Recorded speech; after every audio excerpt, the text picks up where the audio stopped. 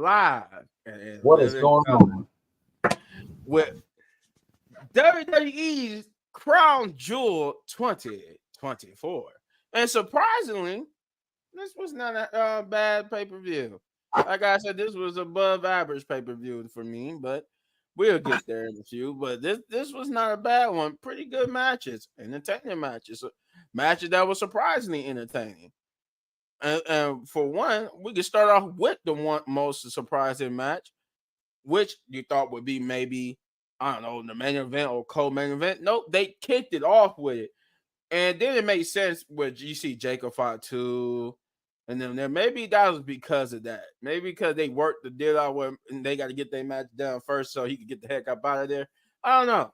But I didn't know he could travel. So, but anyway, I'm referring to the fact that the first match of the night is Bloodline 2.0 versus Original Bloodline in a 6-man tag match, which it with having Solo Sikoa, Tama Tonga, and Jacob Fatu versus the OTC himself, Roman Reigns, and the Usos.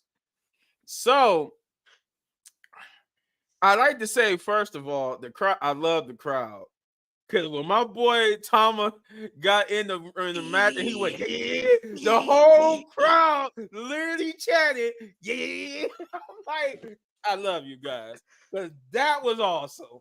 The fact that this man is loved for the fact that he said, yeah, and they chanted it with him, and he kept doing it because he loved the fact that every time he did it, they did it with him. That was cool. That was, I don't care what nobody said. That was the highlight of that whole match, was the fact that the crowd literally chanted that. I'm like, oh God. We acknowledge Solo. Okay. All right. Welcome. But you acknowledge 2.0 Bloodline, huh? But outside of that perfect crowd moment, the match was pretty decent. It went a good 30 minutes. And we found, Chris, I think that was you who told me or put it in a thing that said that it was going to be like 30 minutes before the even pay-per-view started. So, and then when we got to watch it, I'm like, oh yeah, he was right. This is pretty much a 30-minute match. Which, when was the last time outside of an Iron Man match that we seen a match go this long? I can't tell you how long it's been. I don't even know what match it could possibly name outside of, well, and the Royal Rumble. Outside of the Royal Rumble and the Iron Man match, I can't think of a regular match, tag or singles, that went this long, but it was good nonetheless. It was good. I enjoyed it. Like I said, I enjoyed the crowd. The crowd was good. The crowd was amazing, by the way. They cheered for everybody. They kept everything engaged. So you're gonna hear me say that for about majority of everything here, that the crowd was just spectacular and keeping things interesting. But yeah, the match was good in itself, and the right people won here. The right people won. Bloodline 2.0 in a valiant effort, but I want to point out the major story going in this was Jay and Roman. Jay did not want to tag Roman in. Like when Roman wanted to get tagged in, when everybody was chanting for OTC, and Roman said he stuck out his hand, and Jay was just like, he was looking like, oh, y'all want the OTC, and he tagged in Jimmy, and Jimmy like, what are you doing? You could have tagged Roman, and blah blah blah. I'm like, there's still some stuff to go. We still got some mending to fix. I said, okay, Trips, I see what you're doing. You said, okay, we might have got them together early, but everything ain't copacetic. So I'm like, okay, all right. I was giving you hassle about putting them together too soon, but okay. But yeah, good match between the two, some good spots. Roman did finally get into the match. He fought with Jacob and Tama and Solo. But yeah, in the end, thanks to the Samoan psychopath / werewolf himself, Jacob Fatu, he was the deciding factor in this. He took out the Usos, and I love that spot, how they both did the double super kick. And my dude was just like, nope. He was like, nope. He just took them out. I'm like, that man is something special. And he took them out, and that allowed Solo to hit like what, 2 Samoan spikes on Roman. I want to say it was 2. It was three altogether. All together was yeah. Cause I don't think he got the pin. I don't think he got the chance to pin him when he did the first time, but after the 2, he pinned him. But yeah, Jacob Roman would be pinned by none other than Solo Sikoa, which I didn't. I figured if Solo was gonna win, it'd probably be Jimmy or Jay that take the pin. I didn't think they was gonna let him pin Roman, which was what was needed here. He needed to pin Roman. I didn't think they was gonna let him do it, but he needed to. Um, Before I hand it off, though, it was one more thing. They decided to beat him up afterwards, right? Mm-hmm. So everybody tried to do their best to defend it. Even Jay, they all tried to help each other, but it was just a 4-on-3, and then Mm-hmm. Sami Zayn's music hit. But at first, you didn't know who he was going to be with. And I love that little drama how they played up where he's looking at Jay like that. Look like, I tried to tell you to stay out of this. Like he looked at remorseful. And you can see so like, man, don't forget about them. He tried to quiet the crowd. They chatting for him to be on Jay's side. He's like, no. Hey. He like, look, man, come hug me. Remember us together. We could be together again. And it looked like Sammy was going to do it. And he did hug him, but then he quickly asked the hug. He transitioned to that it was like that fisherman suplex or something like that they call it. It's Yeah, not it's a fisherman suplex, I believe. huh? It's a fisherman suplex, I believe. Yeah. I think it's a fisherman suplex, but then they all beat up on everybody. The original bloodlines back together, but there is some miscommunication once again as they beat up everybody's souls in the ring by themselves, surrounded by Roman, Jay, Jimmy, and Sammy. And he's trapped in between, trying to tell everybody that, okay, hey, look, my bad. And Roman goes for the Superman punch, but he will duck out the way raw the ring, allowing Sammy to accidentally kind of like Haluna kick him. And it was like almost like a botch Haluna kick because he fell and hit the ground. I think he was trying to like avoid hitting Roman Reigns, like for real, for real. But he did hit Roman Reigns, which caused him to get into an argument with Jimmy.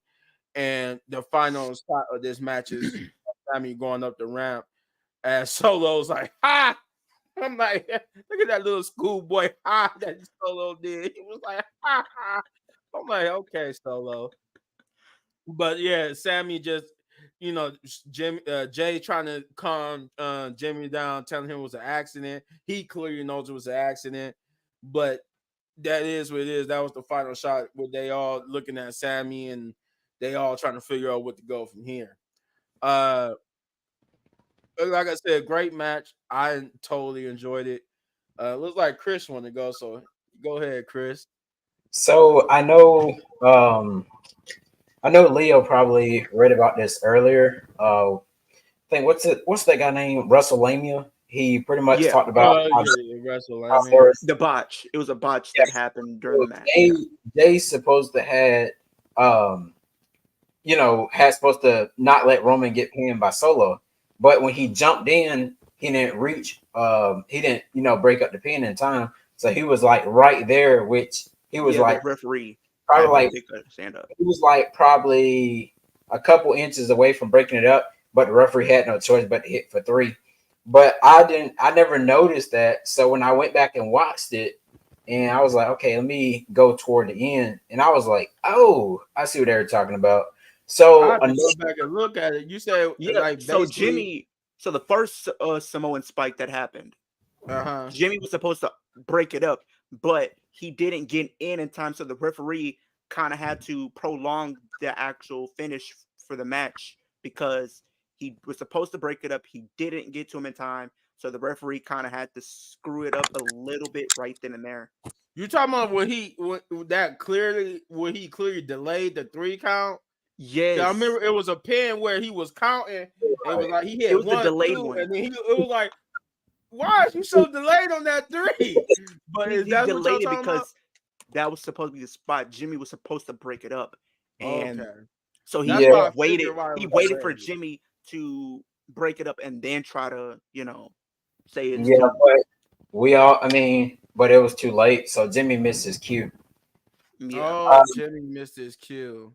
Yeah, that was one. You talking about? You're not talking about on the pin that ended the match, but you just No, talking it about was the that The first one one before, because like I before, said, like it we was had Yeah, three that's what Roman, I'm just saying. fights. I'm just confirming that you're talking about the one before the end pin. Right. right? Okay, okay. But I'll send it to you a little bit, man. Just in case, so you don't have to rewatch the whole thing back over. But overall, the match was pretty decent. And I didn't know who was going to be the three people, and I was like, None of maybe us knew because they I was all like, came out in ring gear. maybe Tonga Loa sits out. I assume, and he was the one that was out there. So I was like, okay, that Well, kind of makes sense. I will say I didn't know before it started, but once I saw Jacob was there and he was actually they allowed him to travel there, I'm like, oh, he's gonna be part of the participants then. It's Yeah, either and the Because way, you didn't Tonga think he would Loa or be. Tama Tonga gonna sit this one out. Because I didn't know Jacob was even there. I thought he was still here stateside. But once I yeah, saw him there, I'm like, oh yeah, it's definitely gonna be Solo and Jacob. It's just one of the Tonga, Mm-hmm. whoever the Tonga brothers gonna wrestle. And right, when they made Tonga Loa sit out, I was like, okay, all right. I ain't gonna yeah, lie, that's a nice little lineup. right. But overall, the match was pretty good. Another thing that really got me was I never seen like with Sami Zayn, I always see him do like a haluva kick in the corner, but this dang kick thing he does, like just running and like kicks your face. I'm like, hold on, what? I was like, is that something new from Sami Zayn? Y'all think? You talking about when he No. almost So here's the when you thing. talking about when he They kicked Roman? Yeah, okay. No, So I think I'll he was talk just about trying to when. do a Haluna kick, but like a out of the corner Yeah. one because Solo was in the middle of the ring. But Yeah. It looked obviously it was different. just meant to be a spot to cause more dissension by him accidentally hitting Roman. gotcha. Because you could hear Jimmy say, "This is your boy. This your boy." You keep saying, "This is your boy." I told you this is about family, and this is your boy. I'm like, see, that's the one thing I don't get about this story. If Right. y'all baby faces, why is Jimmy so hatred towards Sammy? If y'all supposed to be I'm gonna baby face, I talk thought about it everything supposed to be good. Hey, I have a little. did you also see the part where Sammy was trying to dap him up? Oh, he was trying to dap Jimmy Jimmy up. up, and Jimmy pushed him.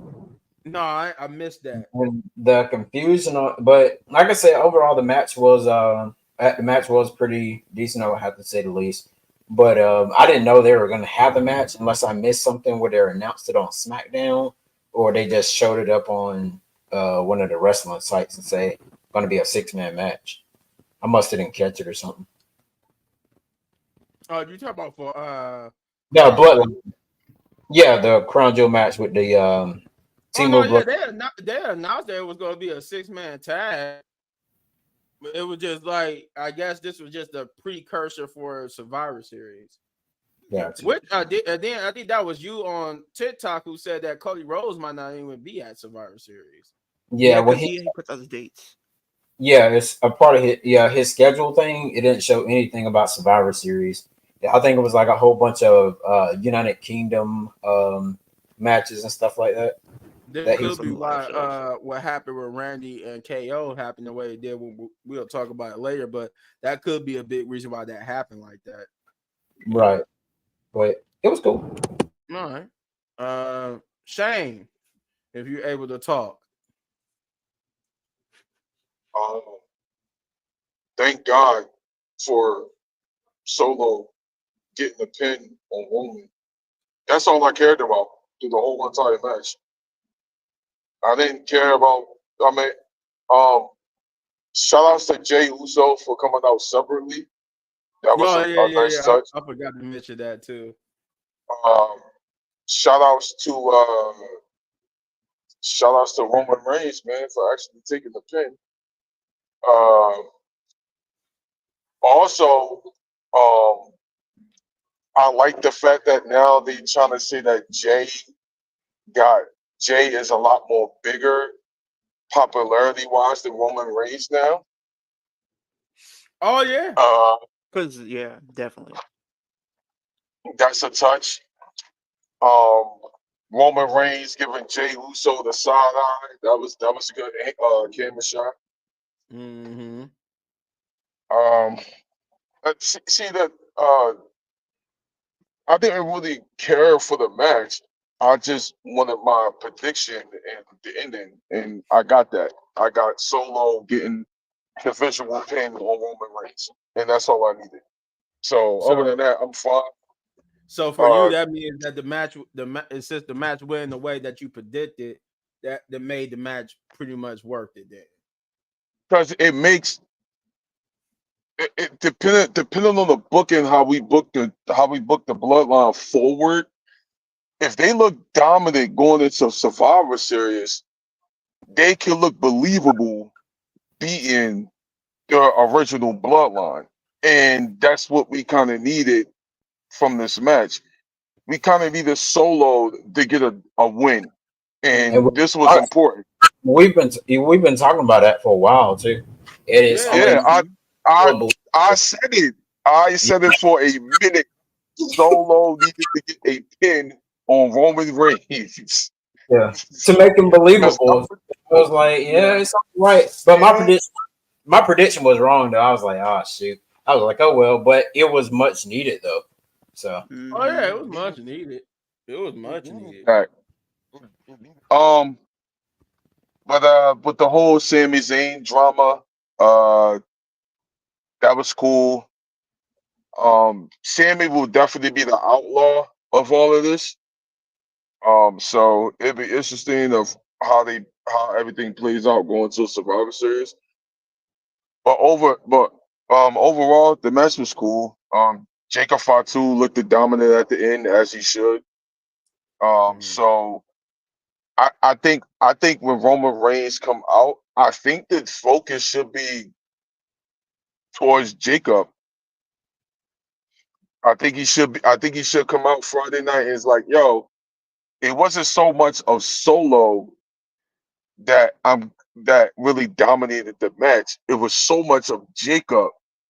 And then you could kind of start a little drama. You can do a little twist while the original bloodline get their situation together. You can start a little twist on the 2.0 bloodline.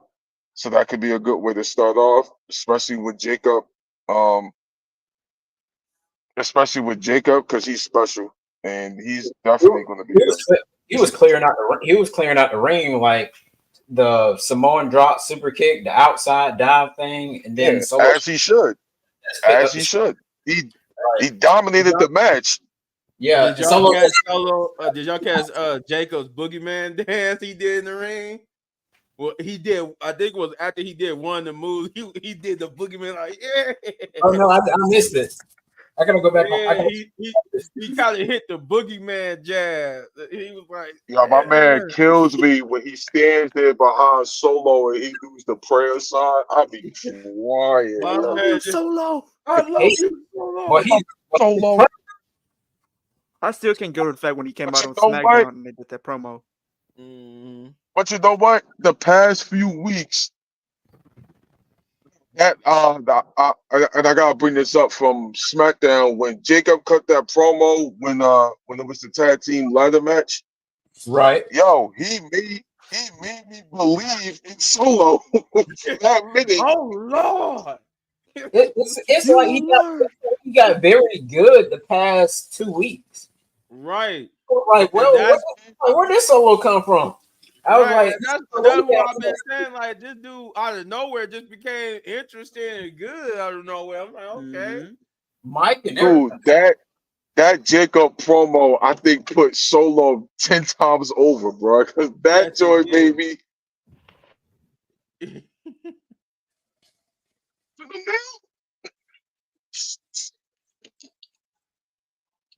My man said you will learn to love the tribal chief, and you can't learn to love the tribal chief. My man just went the whole sermon. I'm like, my man said, "Oh Lord." Yeah, it was good stuff, man. I'll tell you, man. That Fatu family, man, they're good on the mic. Jimmy, Jay, Solo, Jacob, they're all good on the mic. But I just hope sooner than later they will at least give Jacob the mic. I would say let's give him maybe closer toward WrestleMania. They'll give him a mic and let him talk. probably will. They probably Well, this is probably just when they get moved to Raw or something like that. this probably just a way to keep him from overselling Solo at this point. Cause him too much of him on the mic, you're gonna start believing he's the tribal chief. I But mean, Leo, go ahead, man. I thought the match was really, really good. It was really entertaining from start to finish. I do like the fact that they did have Jay come out by himself, kind of just going in the direction of like him still being his own man, not really still falling in line with the whole bloodline shenanigans and stuff like that. Um, they're definitely amping things up for Survivor Series. I will say that. They're definitely Oh, getting you most invested and definitely. intrigued for what's to come at Survivor Series. Sami Zayn being out there, I think, is definitely something a lot of people were calling, especially if he wasn't going to do anything on the card. Now, what this does for Sammy, I do have an idea what they're probably going to do when they do put him back on SmackDown. He's probably going to do this bloodline stuff, but I think in spite of that, he's gonna get tangled up with Kevin Owens somehow, and I think that'll probably be the WrestleMania match. But that's for a different time and place. But I do think Roman taking the pin was definitely something I didn't see happening, but I'm glad that it did. Honestly, I was been calling that the Black Bloodline should have been winning since like Bad Blood when they had Roman and Cody go up against Bad Blood because I'm like, okay, if you're gonna Mhm. have Solo and Jacob go up against Roman and Cody, who aren't like the best of buddies, they're not even family, and you had them win, but then the fact that you have the OG Bloodline come back finally to have them lose, it kind of killed like two birds with one stone because now you're making Solo look more dominant. You're giving people a reason to buy into what he's doing. The one thing that I've always said about Solo, he has a presence about him that he can be dominant, but when it's time to go and when it actually matters the most, when everybody's watching and it's the pay-per-view, he does not win. And it seems like everything that they've been doing up until the pay-per-views seems meaningless because he doesn't win when he should be winning to establish this new iteration of the bloodline as something serious, as something to be taken very seriously, to put like a target on everybody's back that nobody is safe. So them doing that, I think kind of, definitely accomplished that for sure.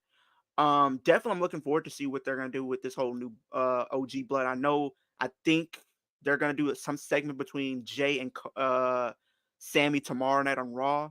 I didn't look into the spoilers. I know spoilers did come out today, I think, and stuff like that. So that is something that I did see is going to be taking place tomorrow night, and then maybe they'll have them on SmackDown. But I think honestly, the way I see it, right? I don't think they need to get back together. I don't think all four of them should be a cohesive unit going into Survivor Series. I think you continue to play that story up where they're not on the same page, that they're going to have to come together to fight as one if they're going to win at Survivor Series. Now, here's another thing that I thought about. You talked about the Jimmy and Sammy interaction, right? This is kind of giving me flashbacks to what Sammy and Jay Uso was having when Sammy was trying to be part of the bloodline and Jay was not having it. Jay was not Ah, trying to yeah, have yeah, him yeah, be yeah, part of yeah. the bloodline. He didn't care about him, but it came to Survivor Series where finally Sammy earned Jay Uso's trust and he earned his spot in the bloodline. And I think they're gonna tell that story once again, but without But now, but Jimmy, our first time around, Jimmy was the first one that was endorsing Sami mhm. Zayn. Jay Uso wasn't. And now you have a Nah, it's complete flip. reversible, and now you have Jay Uso's the one endorsing him, but Jimmy is not. And then you still have Roman that him and Sam, they have no love lost between either one of them because going back to last year in the lead up to WrestleMania, him turning at the Rumble, them competing for the championship literally at none other than Chamber. So there's a lot of unfinished business. There's a lot of bad blood, no pun intended, between all four guys still involved because Jay still isn't fully bought into this whole Roman Reigns bloodline thing. He doesn't really still rock with Roman. He still has a little bit of bitterness towards Jimmy, and then Sammy's pretty much been the only one that's been loyal to him this entire time since he split and went on his own to go over to Raw and do what he's been doing. So I think they're definitely going to kind of amp things up, but like you said, Solo was looking good. Tama Tonga was really impressive. Jacob was just a powerhouse that people just could not keep down. Like they could not keep this. They hit him with super kicks. He still stayed up, and they kept coming back.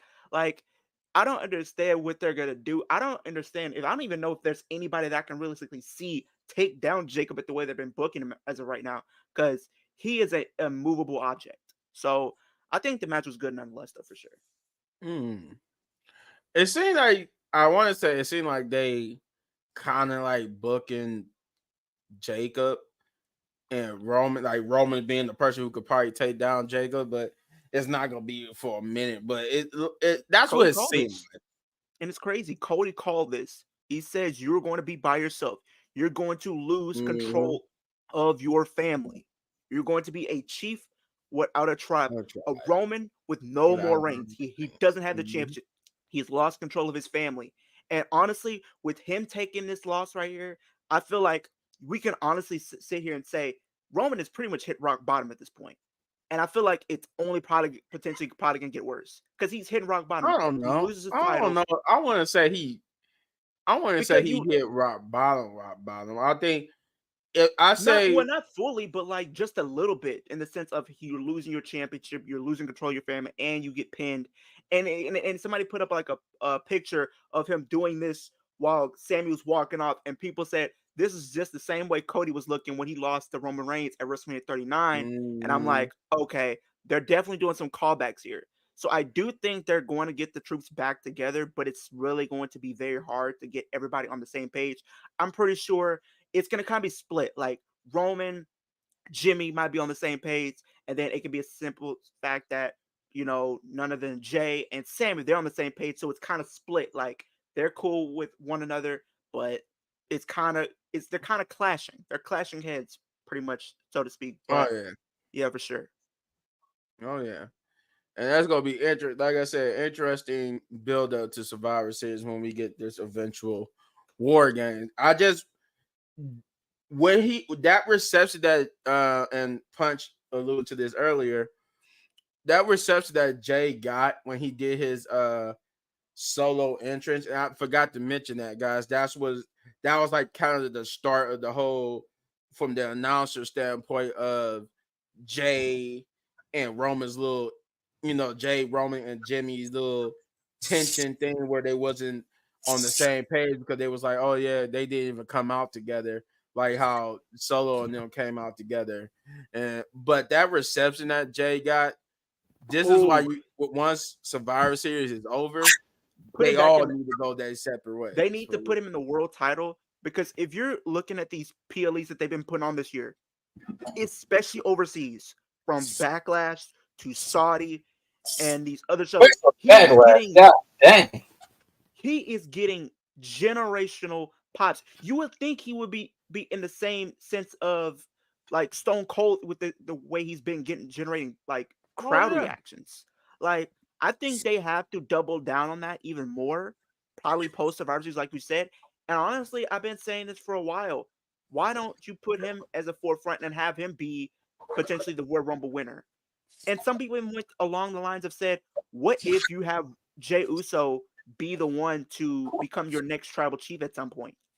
I think that's a story. I think that's a But story that I want to get Roman into did with say it. Jey Uso becoming the tribal chief. I can buy into that.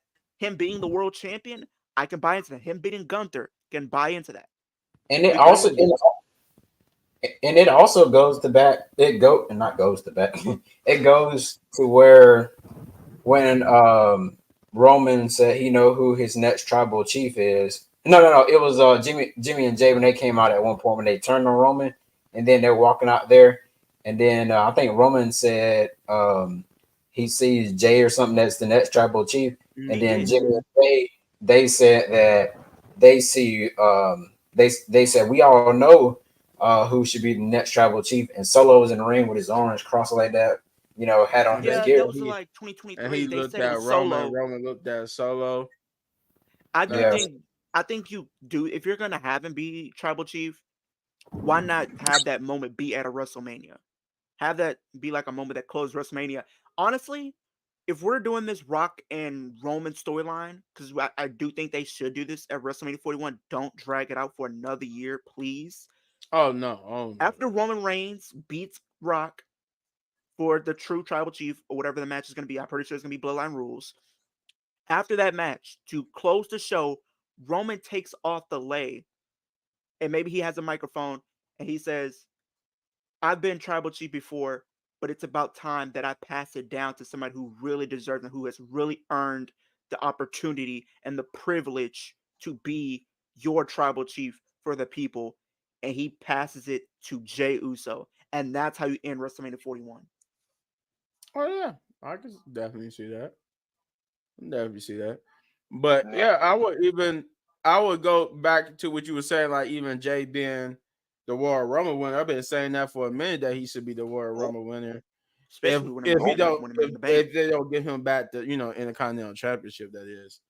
And he's But not gonna be the Especially with him not winning Money in the Bank this year. They gonna have to. wait. You wanna know why I say that? I think because they you put keep saying in The Rock is gonna be the Royal no Rumble winner. nah. Look nah. Or John.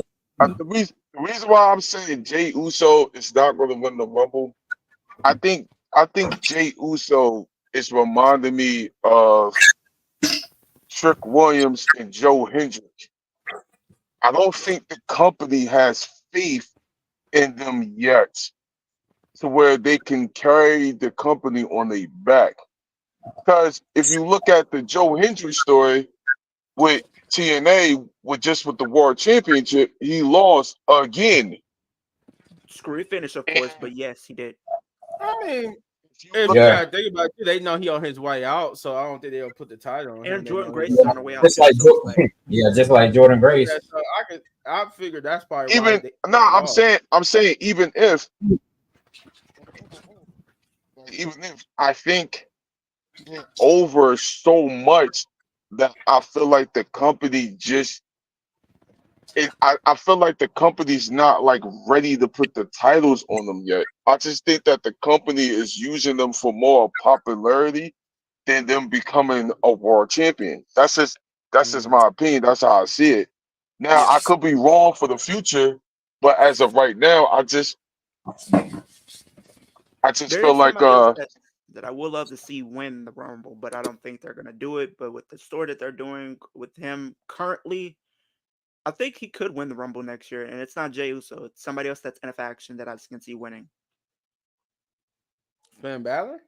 Yep, because they're starting to tease that he might be going on his own. They're starting to tease that he might be getting kicked out next. Why not have him turn face? He doesn't have to be a full face. Do what they did in NXT. People loved him, but he wasn't taking nothing from nobody. You step in his path, you were gonna get dealt with. And here's the crazy thing. I actually did my research. He was supposed to win the Royal Rumble in 2018. The same Rumble he came in at number 2 and was the last 4, but they changed it the last minute to being Shinsuke. Finn Balor was supposed to win the Royal Rumble in 2018. Where is Well, Shinsuke? Like, God dang. Oh, he's supposed to be LA Knight's next challenger for the US title. oh god, Shinsuke? oh Supposed Yeah, to 'cause be. I heard that he was coming back. But Oh, get back on track here. Afterwards, though, we did get like a Gunther and Cody Rhodes little video package promo talking about why they was gonna win, being interviewed oh, on why they was gonna win their match or whatnot. uh, and that match was surprisingly good too. But well, that's not. I don't want to say that was surprisingly good. I mean, come on, it's Cody Rhodes and Gunther. That match was going to be good regardless. Oh, brother, yeah. But we ain't got to that point yet. When you get to the second match of the night, though, which is like I said, this was also surprisingly good, and the crowd even helped this match make it even better.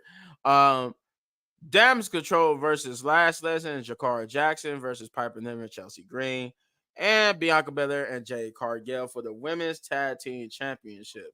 Now, Grant, I want to start this off by saying this is what you need to try to do something making, in the words of making this legit, making these titles legit. You need to have it on this type of platform. You need to have it be exposed like this. Mm-hmm. You know, especially with this length. Now, this is the type. This is what I mean by if we get the mid card belts for the women, they need to have this amount of, maybe not this amount of time, because this was like what, maybe a 15. Well, This is about a 15, 20-minute match, I want to say. I believe Yeah, it was 15 minutes, but I do agree with what you said. The mid card title. I'd say just wait till they go to Netflix, since both yeah, shows are no, going to no, be no. back to 3 hours. Yeah. I'm not saying like, bring it right now, but I'm saying if they do it, about 15-minute matches will work fine to get this over, because that's what happened here. This match is Mm-hmm. about 15, 20 minutes, and it was good. Everybody, and in the MVPs, I will say, Last and Jakara was good. It was MVPs for a me. standout. it They were the seemed MVPs for me from that. it seemed like Jakara, like I thought Jakara like wrestled in the Indies one day or something, but she just Yeah, um just she was came in. impressive with some of the stuff she was doing. Yeah, I was like, And that's what I was about to get to. They mentioned she was a former basic college basketball player, and she was a center.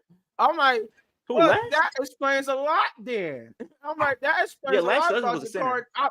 She looked like somebody who played basketball. Both But I of them couldn't. did. Now I'm like, maybe I'm wrong. Maybe because I think that yes. about every big. I think that about every tall woman in and WWE, because what you would call it, Jay Cargill played basketball too.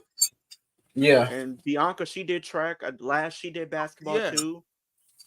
And I'm like, when they mentioned that Last Legend was a former, college basketball player and she played center, I'm like, well, okay.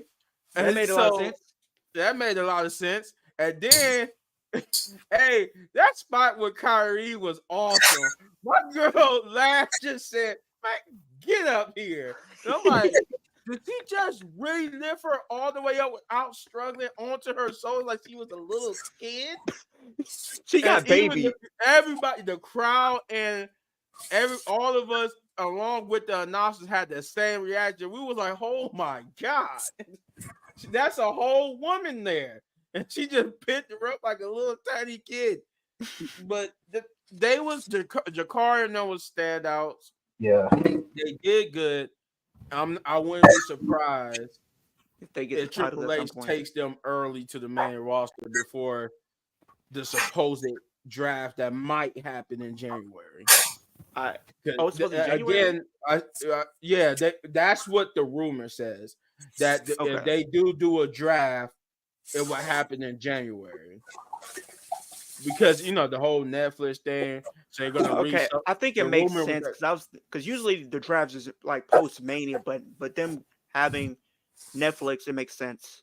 yeah, because Netflix, that was part of the rumor. The reason why they're doing the draft so early is because Netflix wants a certain amount of people on the show, or not a certain amount, but certain people on the show. I On think their shows, yeah. one of their demands, they want Roman Reigns on SmackDown. I mean on Raw. And I'm like, and Yeah, they're gonna want I Roman think on they Raw were for saying sure. like it might not, because then I which mean, USA wants Roman on SmackDown, so it's a little workaround they got to figure out. But that was the rumor, is that because of the move to Netflix and Netflix demand for certain people to be on the show, they might do a draft in January. But that's I'll, neither here nor there. yeah, we'll get to that. Yeah, but the match itself was good. Like I said, I was really impressed with Last. Everybody was good. Not saying just harping on Last Legend Jakar. Everybody was good in this match. I expect greatness from Bianca and Jade. So I ain't gonna really say too much about them. They always good. But Last Legend and Jakar was to stand out here. Pepper and Chelsea did their thing. You know what? I love Chelsea. She played her parts very well in this. Bro, She's that comic relief character, and they it was totally funny. just they destroy her in this match. She And was my getting God, she was getting tossed around. the fact that she got Chelsea Green chance, I'm like, they gonna give her. She gonna get one of the mid card titles if they introduce it. But Yeah. the match was good. Damage control looked good. There was a botch on the top rope, if I remember. With I think like they try to throw Io and Kyrie try to do like a little maneuver, and she tried to springboard onto the ropes with Jakara, but she kind of lost her footing. And you know how they said, well, it's hot and humid, so the ropes got a little slippery, and sometimes high maneuvers don't pay off. I'm like, Oh yeah, AKA she just missed her footing and slipped, but okay, I give her that. No, accidents happen, they humans. They athletic humans that makes accidents, so it happens. But especially when you're caught in a moment, that can happen. Yeah. Yeah, so that was the only botch I noticed. But otherwise, the match was good. Like I said, I enjoyed this match. The crowd made this match even better than what I thought it could be. Because they pretty much was in for every match there is. Like I said, standouts was Last Legend and Jakara. That's why if you guys don't know how behind the scenes works for those our viewers are watching. That's why they was on both SmackDown and Raw. Those are like on television tryouts. We seeing them trying out to see where they could put them when they come to the main roster. And I've said they might go to SmackDown. Honestly, they might go to SmackDown. But anyway, Bianca and Jay would get the victory. After a hard fought battle. Did they pin Damage Control? No. Piper had took out Chelsea. And they pinned Piper. They pinned Piper. They did like the it was Piper. What they call that move? The Tower of Doom or something like that. It was Tower of Doom, I believe. Yeah. They call it something. And that's how they got the pinfall on Piper. But like I said, a good match between all tag teams. It was made special. What? Whoa! Versus Rob Van Dam. Oh man.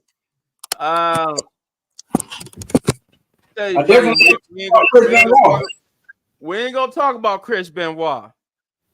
Oh no. No, we're not gonna talk about that. No. But Rob Van Dam will be on NXT this week. I will say that. But yeah, great tag team match. Tag team challenge retained. The story going to this was that the last time they had a fatal 4-way like this, they lost the championships, but they end up retaining. So, like I said, nothing bad about this match at all. And like I said, Last Legend and Jakara Jackson, they made stars in themselves this day. Yeah, that's it. That's all I got. So I'm gonna start with Leo this time. I think the match was really, really cool. Honestly, it was like one of my favorite matches the entire night. Honestly, I feel like everybody came in and brung their A game. But no, it's not that. He said, no, it's not sensitive, man. It's not us being sensitive. It's us being respectful of people who lost their lives. Yeah, but I thought that Jay Cargill and Bianca were gonna go in then, and I thought they were gonna win, which they did. But like you said, metaphor of Lash Legend and Jakara, they were the MVPs of this entire match. Like the spots they were doing, I did like the fact that Chelsea Green was like teasing she was gonna do a moonsault, but she's like, "Nah, I'm not gonna do that." Right, she kept going down, like trying to get lower. He said, "I'm not gonna do it." We knew Damage Control were gonna do their thing like they always do, and everything like that. And honestly, they made a lot of close calls where it looked like anybody could have won the match. Like for a second, I thought like Lash Legend and Jakara were gonna win because I actually wanted them to win, even though I thought they weren't going to. But I would love to see the idea of having them win just for the simple fact that with a lot of these teams, since they've merged the tag team titles from NXT and the main roster together, it kind of left a void in NXT for quite some time where they weren't having a lot to fight for. Like we just got a women's mid card title for the NXT division like this year, and before that it was just the NXT Women's Championship. So you were either going for that title, maybe had like a mid card feud, but that was about it. And it kind of just sucked like they got rid of him because I never seen the point of getting rid of it because actually when they had the women's tag team titles on the main roster and they had the NXT women's tag team titles on NXT, I'm gonna be honest, the tag team titles that they had in NXT were actually way more important than the ones that was on main roster. Yes, They were they were. actually having Yes, it was. feuds that revolved around the title, made sense. It was some of these teams weren't thrown together. You actually had people that were fighting for these titles. You had Candice LeRae and Indy Hartwell, who just got released, unfortunately. Like they were tag team champions. Oh man, I, You had that was a Dakota Kai. You had Dakota Kai and Raquel become tag team champions. You had not Indy Hartwell, I started saying him already, but you literally had Ember Moon and literally Shotzi tag team champions. So you've had numerous tag teams hold these titles and had great feuds for the belt.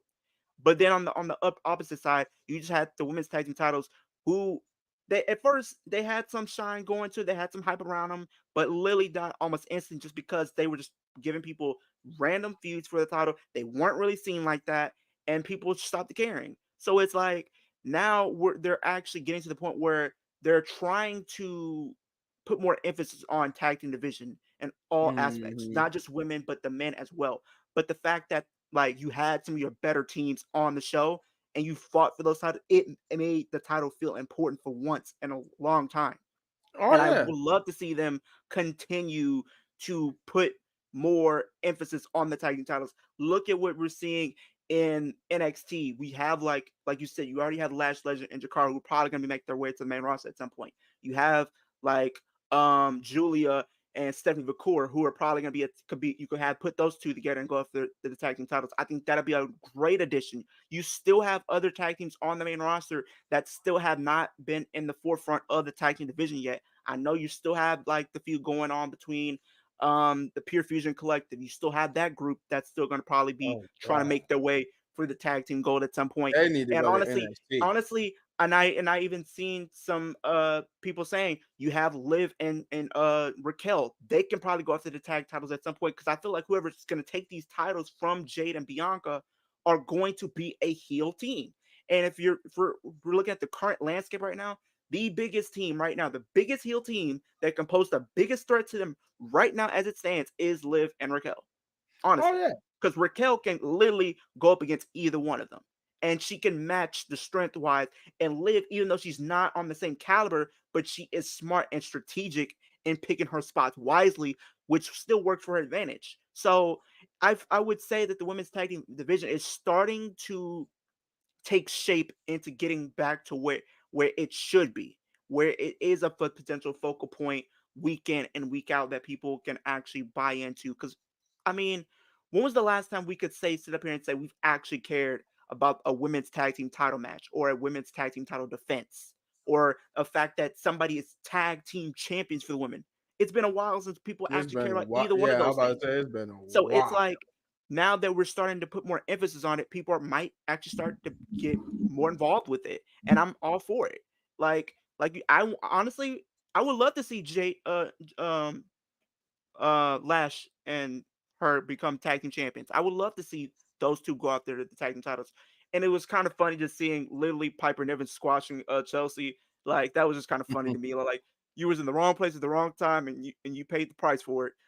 And like you said, Jakar Jackson, she was phenomenal in this match. If we're talking about a single Phenomenal. woman that actually was an MVP, it was Jakara. The Mhm. spots that she was doing from the in ring aspect, from her doing the high flying stuff, I loved every single bit of it. Honestly, she's proved to me that she could potentially be a great tag team champion and a potential mid card champion at best. And if you book that right, she's somebody I can see becoming a WWE Women's Champion at some point Oh if they can yeah. continue keeping the rocket fast tracking her to doing what she's been doing, she has all the tools. I think all she needs is potentially a little bit more in the promo department, and then maybe she should be good. I think maybe you can put a manager with her if you need to be, if she's not the best on promos. But I feel like she's still. I would say somebody- her and Lash probably need to work on promos too. Yeah, if I I'd feel say like her and Lash need to I just work on think when promos. you look at Lash, she still looks a little green to me. She still looks a Mhm. little green in some of the stuff that she does. Like she's not putting full force with a lot of the moves that she's doing. Now that hopefully that's something that they tweak in the near future. But she still did good unless it's still being like a enforcer type competitor in the match for sure. Piper Niven, I think she still did good in the match. I think everybody brung their A game, like I said, but I'm looking forward to see what they potentially do next with the tag team titles. That's the first time I'm saying that in quite some time. So hopefully Right. they do something great with it. Yeah, that's how I feel. I'm like, I don't want Lash and Jakar to come to the main roster so soon. I think they should do it. I think this was a perfect introduction, and then we can see them later, like down the line, because they, like you said, they still a little green in some areas. There's still some things that were Sean and the team down there need to work with them on. But that's not to say that they need to spend a whole nother year. They could probably take half this year and come later. But I still think that just some stuff that need to work out just a little bit before they come to the main roster. But other than that, they proved that they got a spot waiting on them when they get ready, when they, Oh yeah. that they're ready to call them up. Yeah, that was all I wanted to say about that. Was that they pretty much good in that department. But oh yeah, also too, yeah, this has been a long time that we got anything type of positivity when it comes to this women's tag team championship, because it's been a minute since I Yeah. could say anything good about that. And this, not like I said, with this stage of this, the way how this match went, yeah. Now just We keep need this more of momentum this. going, Give us more of and this. we be good. And we'll be good. But Punch, what did you think? Um, I I said this time in and time out. Um, the women need more time to tell their story. So the match was actually good to me. I was actually entertained, and I'm sitting there. That's the first time I'm saying that. It's been a while. Okay. Hmm. Uh, I was very entertained. I, me personally, I would like to see Chelsea Green and Piper Niven become tag team champions. Uh, for some reason, I just love the entertaining of Chelsea Green. I think she's just awesome. I don't care what nobody say. They held it Um, before, right? Yeah, they did. Didn't they hold it before? They held it this yeah. year. Um. It was the match was entertaining. It was cool. The girls from NXT, um, they looked really amazing in the match. I know it's some green areas that they need to work on. But Lash Legend is probably no better than Jade Cargill, so I'm just saying. Um, we can we can Green. bring up. We might as well just bring them up. You know what I mean? No, and that's and I mean keep them in the Oh tag my team until they ready to god. separate. No offense. They ain't ready to be on their I'm own. sorry. What Lash is? She's mid. Though. I'm sorry. You know what? And I'm not gonna say I What don't. what I about don't. what I about ain't gonna say I what about her disagree. compared to Jade? She Which definitely one? got potential, but it's Huh? like um Which one would you choose out of Lash and Jade if you had to choose one? To be on their own. Yeah. Jade. Jakar. Jade, because Jade's been on the main Oh, you roster a talking little bit between longer. Jade and Laz? Okay. Yeah, Lash Lash is Legend. way You too said green. between She Jade has. and Lash? Yeah, Jade. Did you not see the match that she had with Nikita Lyons? Like when they went to 2.0? That was literally the worst match of that entire year. People were literally No, telling her to get off her screen.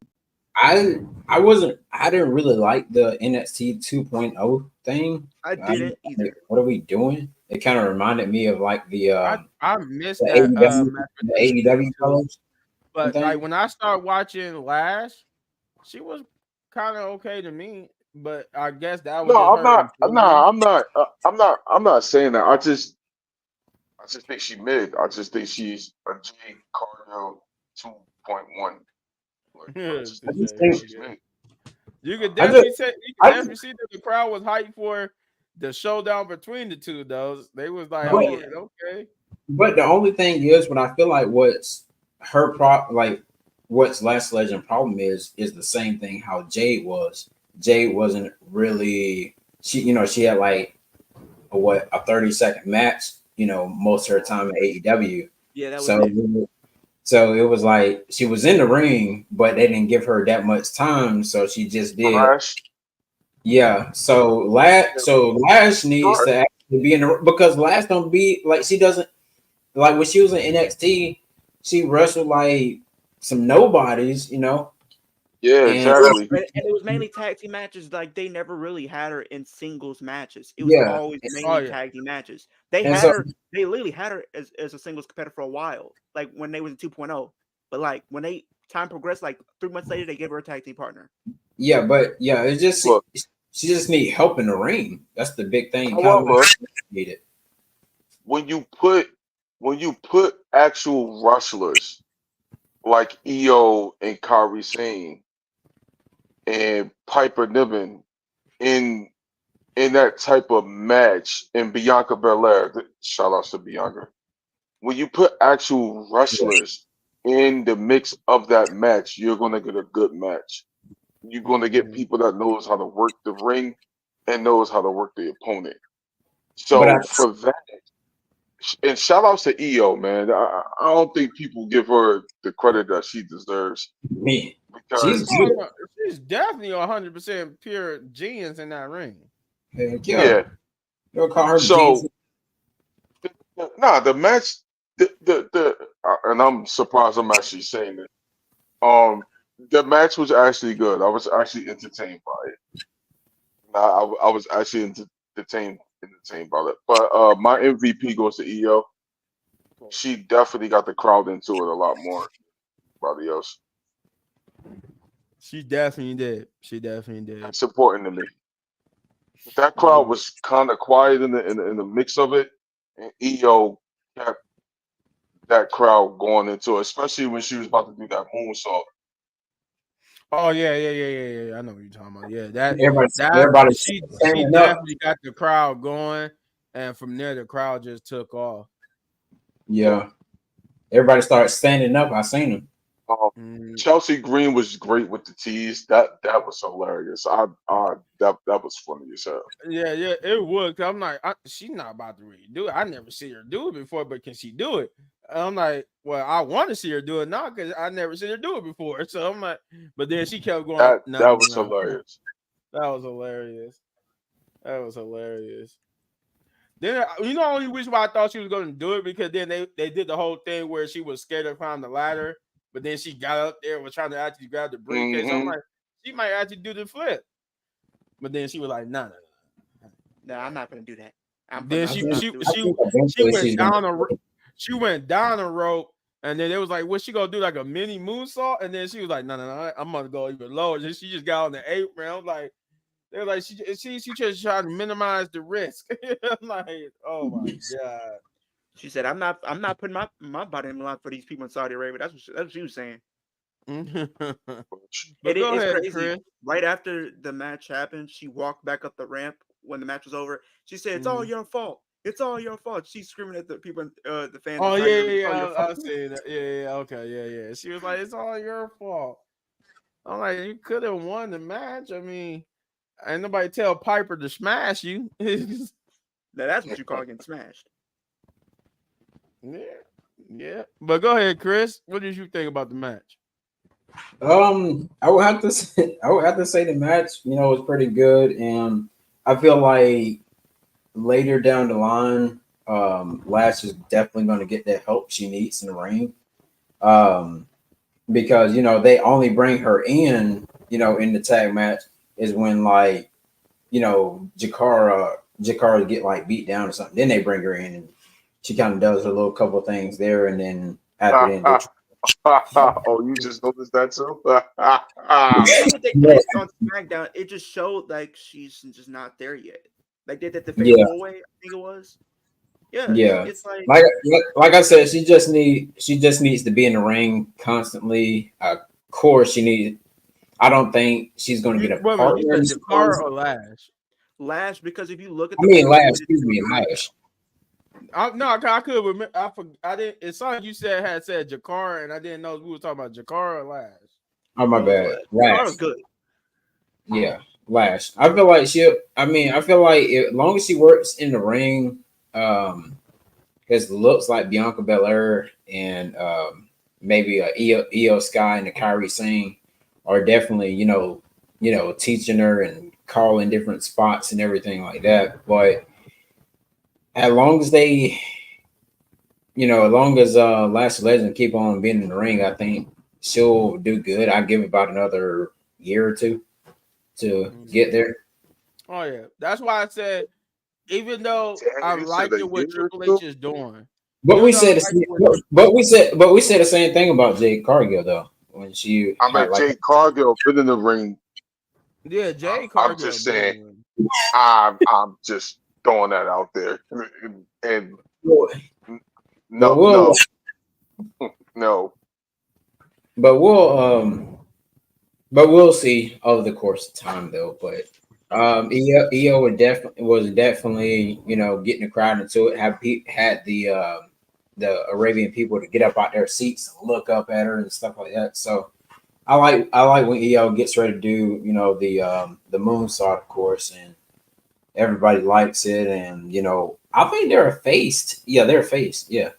Yeah, Io Um. and Kyrie are Yeah, oh faces. yeah, Yeah. Io and Kyrie, yeah, they turned face.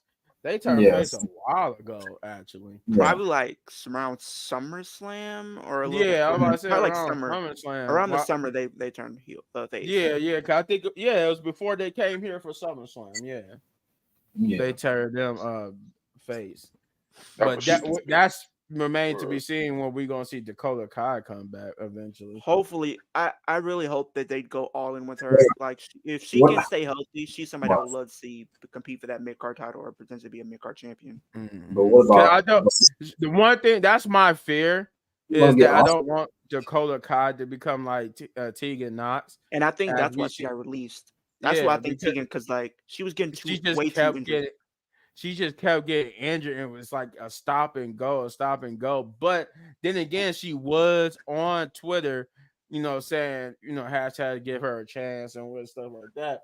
And I was like, you know what? I do believe that she deserves a chance. She has been staying healthy this time around, but But you I know what will. I think though? I'm Before gonna put this out there. It's kind of like Cora Jade. Here's the thing, and I yeah, actually Corey J watched too. I'm Tim. feared I for her actually too. watched Tegan Knox. A lot of the times when they were trying to push her, she was getting injured. Look what happened when they first brought her back to the WWE and she was doing stuff with Liv Morgan when she first came back. She was literally in the forefront. She was getting used week in and week out, right? She gets hit with an injury, they have to take her off screen. So it's like they try to put her in the forefront. They're trying to give her these opportunities. But in the WWE's eyes, they don't want to continue to keep putting her out there if they're gonna get injured. And I'm sorry I'm about to say this, but I feel like if this is gonna go the way it's going, Rhea might be in the same conversation if this keeps going because it's literally ridiculous. She has literally Well, suffered the second injury within probably what 2 months. Yeah. that first injury was more like a minor injury slash she was getting married. I don't think that first injury was like Well, legit. okay, I'll put that. I'll give her a pass on that one. But this one, This one's literally, legit though. I think this is like a legit injury.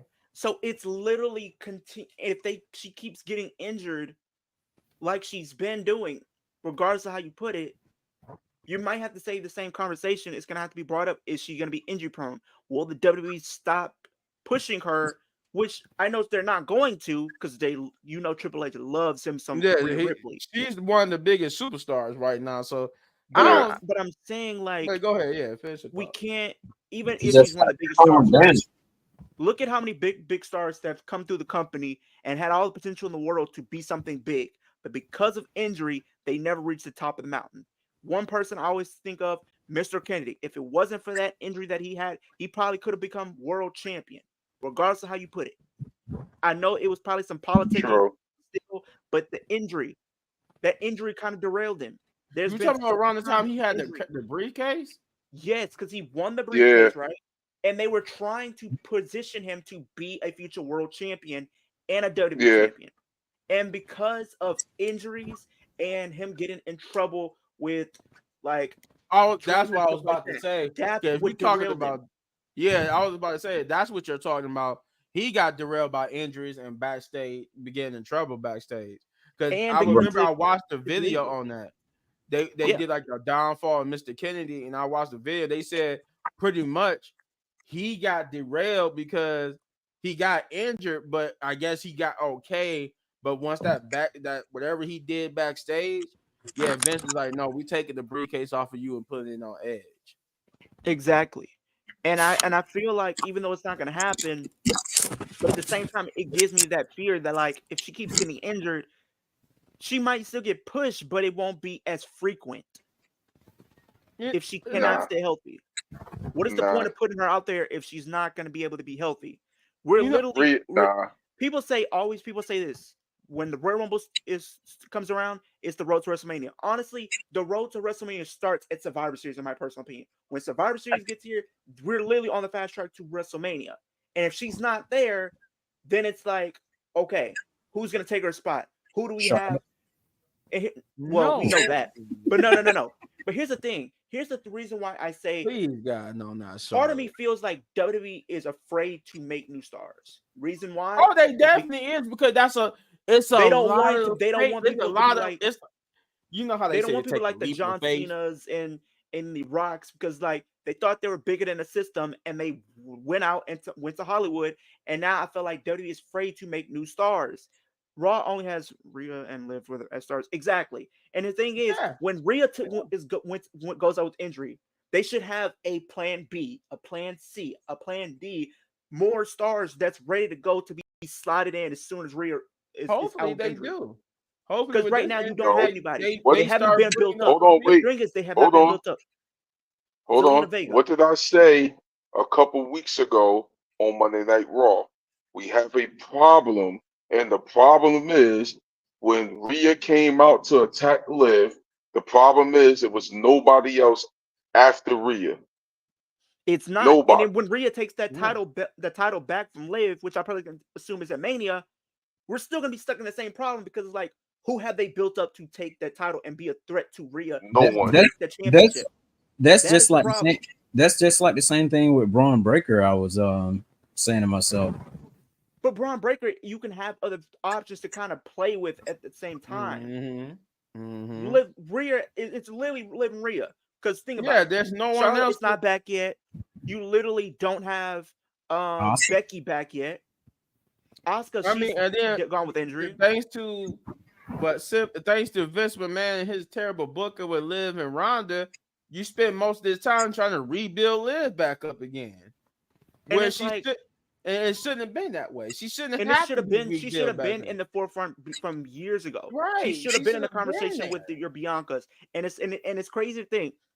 And I was looking at one of the interviews she did on Impulsive, and she talked about her career. It's 10 years. 10 years she's been in the company. And it's like we're just now getting to her. We're just now giving her flowers. We're just now giving her just due when she should have gotten it over 5 years ago. She should have been in the forefront as soon as like 2019. Who? Liv Morgan should have been in the forefront like 5 years ago. The fact that she's been in the company for 10 years and we're just now getting to the point that we are now. I'm not saying she had to be at the top of the card main event in WrestleManias, but she should have been at least a forefront that you are putting in the rotation to be competing for these titles. It was Right. and agreed. I understand it was a different regime, but still, you still have waited this long to get to her.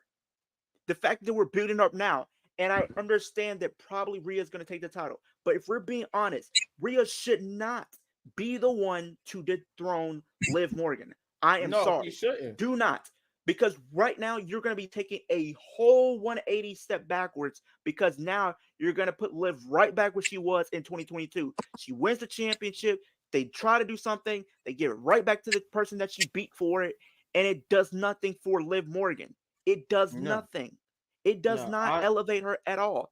What elevates her is if she beats her Rhea again. shouldn't get the title until at least after whoever beats Liv for it. Exactly. Because right now there's already discussions right now, and this might be a potential spoiler warning, but there are plans to have Liv Morgan go into New Jersey next year at SummerSlam as your champion. Still, there are plans in place to still have her as your champion. Going Yeah, into SummerSlam. I mean, she'll probably lose it, but eventually, win it back before that time because New Jersey is her home. But is It's she her going to lose? But who is she losing it to? There's two people that's on my bucket list that I think that would make really But three. I There's think three Leo people. is saying that they might have her keep it all the way until New Jersey. Or Jersey. potentially, like SummerSlam. Chris said, lose it and then probably win it back at SummerSlam. Because there's three people on my No, list that that's I think stupid. there's Yeah, three people because then who that you are coming having her across. beat? There's three people that I think that can probably beat her, and I think would be interesting. That's outside of Rhea. One, Alexa Bliss. If you bring her back, that's an interesting story to get behind. Mhm. Even though she hasn't really been the same since when she was the 5 Feet of Fury doing her thing and stuff like that. You have somebody else. If you have a returning AJ Lee, that is really going to be interesting, just because of what they can probably do with those two. Because both of them are from New Jersey. You're telling me that that match cannot be something really special to get behind. Roxanne, you said, who's from New Jersey? AJ. Morgan. Well, I know Liv. You said both of them. Who was the other person? AJ. Oh, AJ. Okay. And then another person that I think you could potentially put in the mix, EO. EO could probably be somebody that I think, if you want to put her back on her own, she's somebody that I think could potentially have a good match with Liv. Both of those, both of them. Yeah, and she's on the roster, so I forgot. That's kind of bad that I forget that though. But because EO is a good champion, that horrible reign she had was Yeah. But I forgot.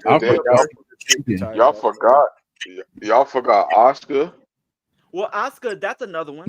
Yeah, but I think the thing is, I don't think Oscar should win if she faces Liv. Oscar should be putting Liv over if that's gonna be the case. If we're gonna be honest, I just really think. When do y'all think Oscar's gonna return, and what show will she Rumble. be? Yeah, she's probably gonna return at Rumble. I think. Hey, people say Carmella potentially come back. She's coming back at Rumble too. Carmella's coming back at Mandy Rumble. Rose. I could see Mandy Rose getting thrown in the mix. If you were to do, if they do that, you definitely got to put her on Raw, and you definitely got to push her, because y'all really kind of screwed the pooch on that one. That was really because of the whole that was some thing, right? That was some politics backstage over some money stuff with Mandy shout out to her. Rose. She just got married this past weekend too. Shout out to her anyway. But who, Mandy? Still, yeah, she did. She did. Yeah. To that, but it's like they have to make new stars. We cannot keep relying on Rhea Ripley all the time for every single pay-per-view. We cannot keep relying on Becky. We cannot keep relying on Charlotte. If we're going to be and this was grinding my gears, because people have literally been telling me this. She's going to come. People are telling me she's going to come back and win the Rumble. I'm telling you now, do not have her win the Rumble. It makes no sense to literally have her win the Rumble and then have her challenge. Yes, I don't think she should be winning the Royal Rumble. I'm trying to tell you, it's going to be Charlotte and The Rock. Mark my words. If they do that, that's literally going to be up there as far as the worst Royal Rumble in a sense. That'd be the worst Royal Rumble ever. Mark my words. No. Y'all think I'm actually, here's the thing though. If they did The Rock and Charlotte, that's literally going to number 2, because that's going to be the worst Royal Rumble since we had Brock Lesnar and Ronda Rousey win the quote-unquote UFC Royal Rumble, because you had UFC wrestlers win the Rumble for no reason. I remember no reason. And people hated that. I turned the TV off. I'm like, okay. Trying to tell you, it's going to be Jay, Roman. It's going to be Jay, Roman, and somebody Tiffany's else. Going to probably be champion, because the plan right now is to have Tiffany go in as WrestleMania's champion and have Charlotte challenger. So people are already under the idea. Here's my thing. My question is, Charlotte really going to put over? Charlotte. My question is, if Charlotte going to really put Tiffany over? Really? She better, Ain't no If way she you about to don't put her put over, the I would belt be on Tiffany and make her transitional just to No, give it to Charlotte. no, No. That no. shit. I mean, that no. jump right there pissed me off. I mean, tee me off. Charlotte But Don't make no sense. is going to let's go. reel this back in. Yeah, I'm about to say because Charlotte's going to go into business for Charlotte. I'm just throwing that out there. You know, Charlotte has Oh, my a fault. magnet on. You know, Charlotte has a magnet on her waist every time she Every comes back.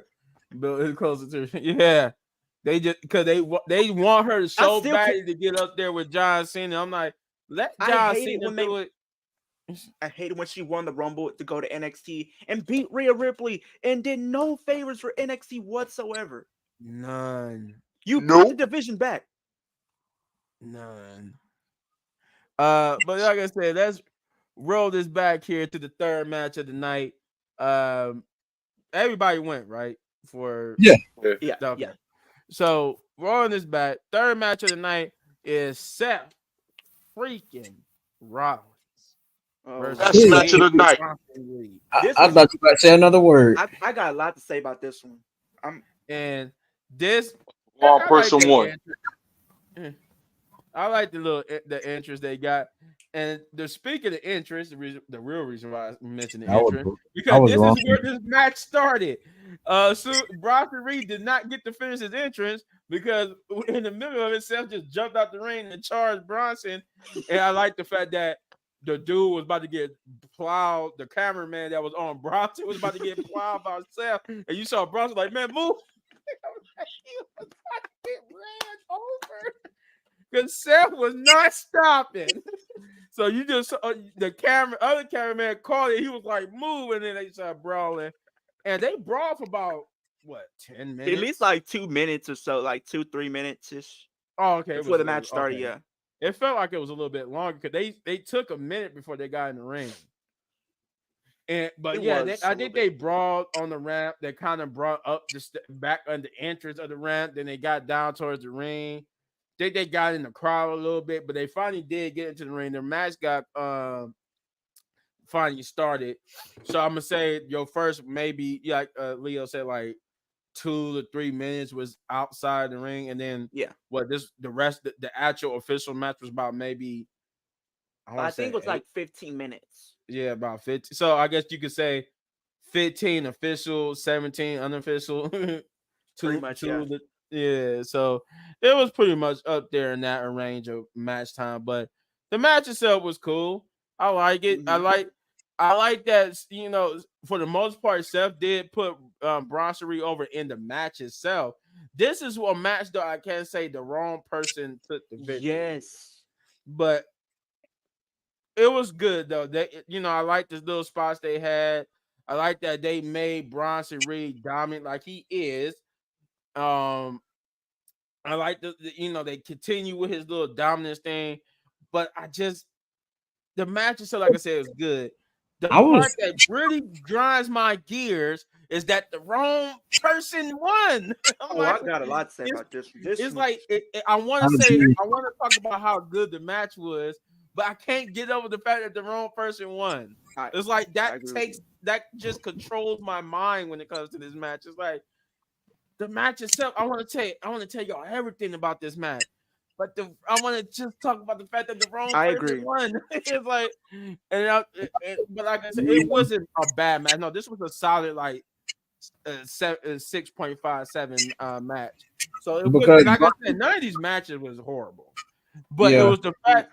The only thing I can say that would probably be bad about any match is a booking decision. Otherwise, match itself was perfect. Any match was perfect, or almost near perfect. Just with this match, itself, wrestling itself, the action itself was good. The decision on who won was wrong.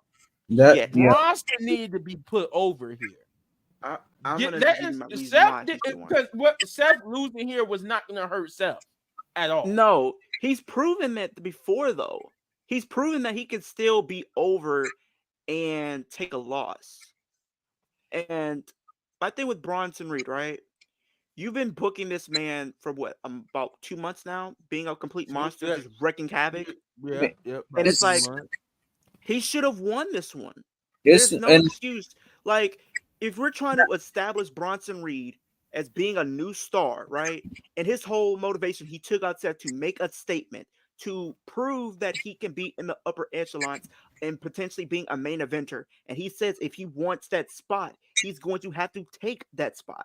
And But Seth check, Rollins had that but spot. but check this out though. Exactly. Exactly. Hear these thoughts. My boy went 3-0 against. Well, no, didn't he He beat? did. He lost at Mania.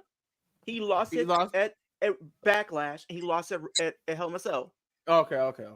I'm gonna say But I thought he beat Cody once, but Nope. now but you know the craziest thing is though, I don't believe. I mean, you heard Bronson Reed at the end of the match. He said he's not done with him. So while they got this fatal 4-way match going He's gonna on, get tossed that match. I'm sorry. yeah, and more likely, I feel like Priest is gonna win. But anyways, of course, 'cause I think I was gonna 'cause say it Dominic didn't. probably would have won. I guess we was wrong about interference happening in this match and these nights so preceding, but it's gonna set up for definitely gonna it's happen. gonna set up for Probably for Survivor Survivor Series. Series, yeah. And then maybe Yeah, that'll be like a stipulation. Maybe I don't know. I don't know what stipulation they would probably do. Maybe an ambulance match, possibly, or a last man standing. I can see that something or like that. or Because they did protect do a They Baron just alive on match. with Bronson they Reed. did protect him though, because if you look at when Seth was hitting curb stomps, right? And he was kicking out. They were protecting him in a sense of even though he lost, he still came out on top looking like a monster. No, And he kind of gave me and he I gave me praise Braun them Strowman for that. vibes. Like he gave me Braun Strowman 2017 vibes when he was feuding with Roman, and he was just telling Roman like, "I'm not finished with you." And I think that's what Bronson Reed is on right now. And also, shout out to Seth Rollins because he had the Space Jam 11s on. Because you know I Oh love yeah, Jordan the 11. Space Jam Fresh 11. That This was man cool. came out in Jordan fresh. 11 Space Jams, bro. But no, that's what I will give them praise for. Bronson looked like a complete monster beast in this match. I just don't He think shouldn't it have would have lost. mattered if he would have won here. You could It would still have continue the established him feud. instantly, though. Yeah, It it would would have established establish him instantly. instantly. You could have continued the feud, and maybe instead of a fatal 4-way, you could do a fatal 5-way and have all of them compete for the chance to go up against Gunther. Oh yeah. I'm just saying it right now. Even though people saying Damian Priest, why not have Dominic Mysterio win just because he did beat Priest last Wow, week? did we really waste that match of No, Dominic? no. I understand that, but think about it. But like it kind of feels like they're kind of gonna go back on what they said because Adam Pearce did tell Dominic if you did beat a former world champion, you would get the number one contendership spot. So it's like he did technically beat Priest, whether if it was by hook or crook, he still won. So he should have automatically got the number one contender match That's what I against thought Gunther. too. And then probably that would have been somewhere on a Raw, maybe if you wanted to do it at Survivor Series. If you No, wanted you to. do it on a Raw. Don't do that at Survivor Series. You can't. No. Nah, I love Dominic Hey, Mysterio. Don't get me hey, wrong. come on But now. They did Zoe Stark and Rhea Ripley for the world title last year. so I assume they're not that's going because Rhea carried that match. Rhea So I- carried Yep. that match. But here's the Zoe. thing: Yeah. both guys can carry. Both guys can carry the weight in the match. Oh, he's right. He's right. Hey, who wants Zoe to watch Starks. Gunther? Who wants to watch Gunther beat down Dominic Mysterio on a pay-per-view? You know We who want wants? to You know, attend the match. hey, guess who's gonna be watching front row? Guess who would love to see that match happen? Rey Mysterio would, because he would love to see Dominic get another Of beat course, down and get a he spanking. said something about competing for a world championship. But wait, who wanted to see Zoe Starks versus Rhea Ripley last year? I never did.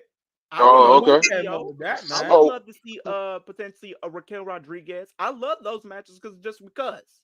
That was And supposed then to be a look at the match year on the before. card too. By the way, Do you realize when we got the Raquel year was before supposed that? to go against Rhea on the card, but that You want to know we got the year before that though?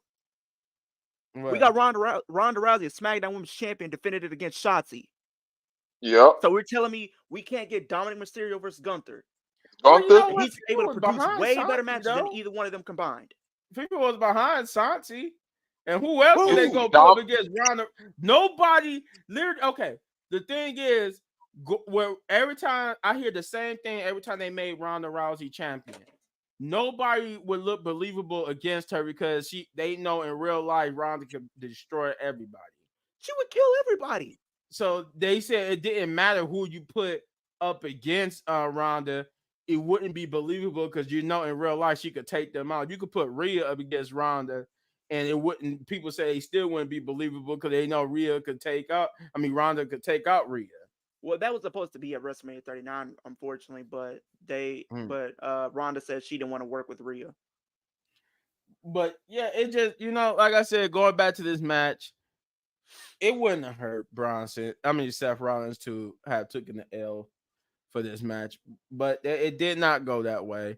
It teased me off that it didn't, but it still was a good match regardless. But Punch, go ahead, you tell me what you thought about Seth Rollins versus Bronson Reed. I thought the match was great. The wrong person did win though. But I like what Michael Cole said at the end. When he said that Bronson Reed proved that he's the main eventer. That Oh was yeah, a yeah, that yeah. I was a like good that. I touch. like that. Um, Other than that, I got nothing really bad about it. I just feel like the wrong person won. But if we're gonna get a best of three or we're gonna get a best of seven, I'm with it. I I ain't got really Well, nothing no, bad we to could say. get. Do we want them to keep doing this best of seven where we just did it for Carmelo Hayes and And Andrade and LA it Knight was screwed that good, up? but Game 7, oh boy. Yeah, they Yeah, screwed oh yeah. Game 7. But I think nah, if nah, we ain't gotta do it. You know what I mean? But yeah, the wrong person won here, and I feel like it wouldn't have hurt Seth I knew in no what I was way, watching. shape, or form. I realized when I was watching this, and I knew what I was watching. Oh yeah, his ring gear was fire. His ring gear was fire. I like his. I ring did gear. like that they're both their gears. I will say that. But at the same time, it felt like I was watching Shrek and Donkey have a match. We had Bronson Reed over with Shrek, and we had Donkey and Seth Rollins. Donkey is just funny, but he can be I'm serious done. sometimes too. And we had Shrek. We had Shrek over here. Well, Shrek is just Shrek. He just like to destroy everybody. He like to destroy stuff. Mhm. So it's just like Disney came to life apparently for one night only. That's what happened. Chris, what did you think about that match? I thought the match was pretty good. Like when we did our prediction video, I was predicting that Bronson Reed would have been like the right guy to win simply because he lost first, like we all mentioned that a loss for Seth, I mean, it wouldn't matter. And then as Hear These Thoughts mentioned that Seth, lost 3 times, against Cody. So I guess he didn't want to lose. I guess he didn't want to lose against anyone beneath him. So I don't know who call was it. I mean, Seth, he lost. So you gonna let him lose 2 matches in a row? You know that's 2 matches in a row he lost now. yeah. Because of stuff, he lost the last man, the last Braun monster standing Strowman, match, he lost to Braun. and now he loses to Seth. That's why I picked, that's why I picked Bronson Reed 'Cause to I think win this because he lost to Braun Strowman. But then they and let. agreed, I'm like like, Seth is probably gonna win the feud. Seth is probably gonna win the feud because it's like you're Hope gonna tell not. me you're gonna give the win to him at Survivor Series for Braun. Bronson Reed's gonna probably win at Survivor Series. They're gonna probably do it again at Saturday Night Main Event, and then after that, you're literally gonna start pivoting to Seth Rollins and CM Punk in the lead up to WrestleMania. So it's right, like because Yeah. once January hit, everything's gonna be screwed out of whack. Yeah. facts. So it's like, what was the Show gonna point? be long. Show's gonna be long, I can tell though. Oh yeah, They're it's going back to being I long. mean, they talking about like bringing all these stars and having this, that, and all this other Yeah, stuff for going Saturday Night Main on. Event, yeah. Yeah. Mhm. Um, I guess Leo, you got you've been pretty much expressing already how you felt about the match. Got anything else to add to it? Besides it just being just interesting, I did like the match. I think like wrong winner. Honestly, I feel like they could have done more with them. Honestly, I did like the spot with the curb stomp on the steel steps. I think that kind of just signaled the beginning of Mhm. the end. I mean, And that then he busted did the him open top for rope. real too. It did. And then he did the top rope spot. I think the last time we seen something similar to that was when he feuded with Matt Riddle at Clash at the Castle in 2022. He did the mid rope curb stomp, and now he did a top rope curb stomp to put away Bronson Reed. I think Bronson still should have won here. I just feel like you kind of put his momentum back a little bit. It kind of I don't think he's buried or anything like that. I know people say he's buried. I wouldn't say he's buried, but I think his momentum has been kind of diminished Just a little just a bit. tad bit Just a tad because bit. he could have elevated himself to be in that main event spot by beating a former world champion, because they kind of were like setting up in the sense of, like, he says he went after Seth Rollins because he wants to be in the main event. He says he's coming to take a spot. He's coming to take Seth Rollins' spot, and if he would have done that, he would have earned it. He would have earned it. So the fact that they didn't pull the trigger on that, it kind of was like, okay, I don't understand it, but hopefully they give some type of reasoning. But I'm pretty sure he's gonna screw Seth Rollins over come Monday Night Raw tomorrow. So it's like, okay, Yeah, I'm pretty sure. And they mentioned that too during the match that and when you were saying he's coming to take a spot, then Corey Graves said something about the old performance center or something like that, where he said it was written on the wall. You're not here to you're not here to something, but you're here to take a spot. There was something about you're not here to do something with a spot, you're here to take a yeah, it spot was for Biggie. somebody. That was, yeah, he was quoting Big E. He was quoting Big E. That's what it was. And Big Yeah, E because was saying that that's what he used to say in the performance I center. You're think not. if we're gonna continue this story, it should be.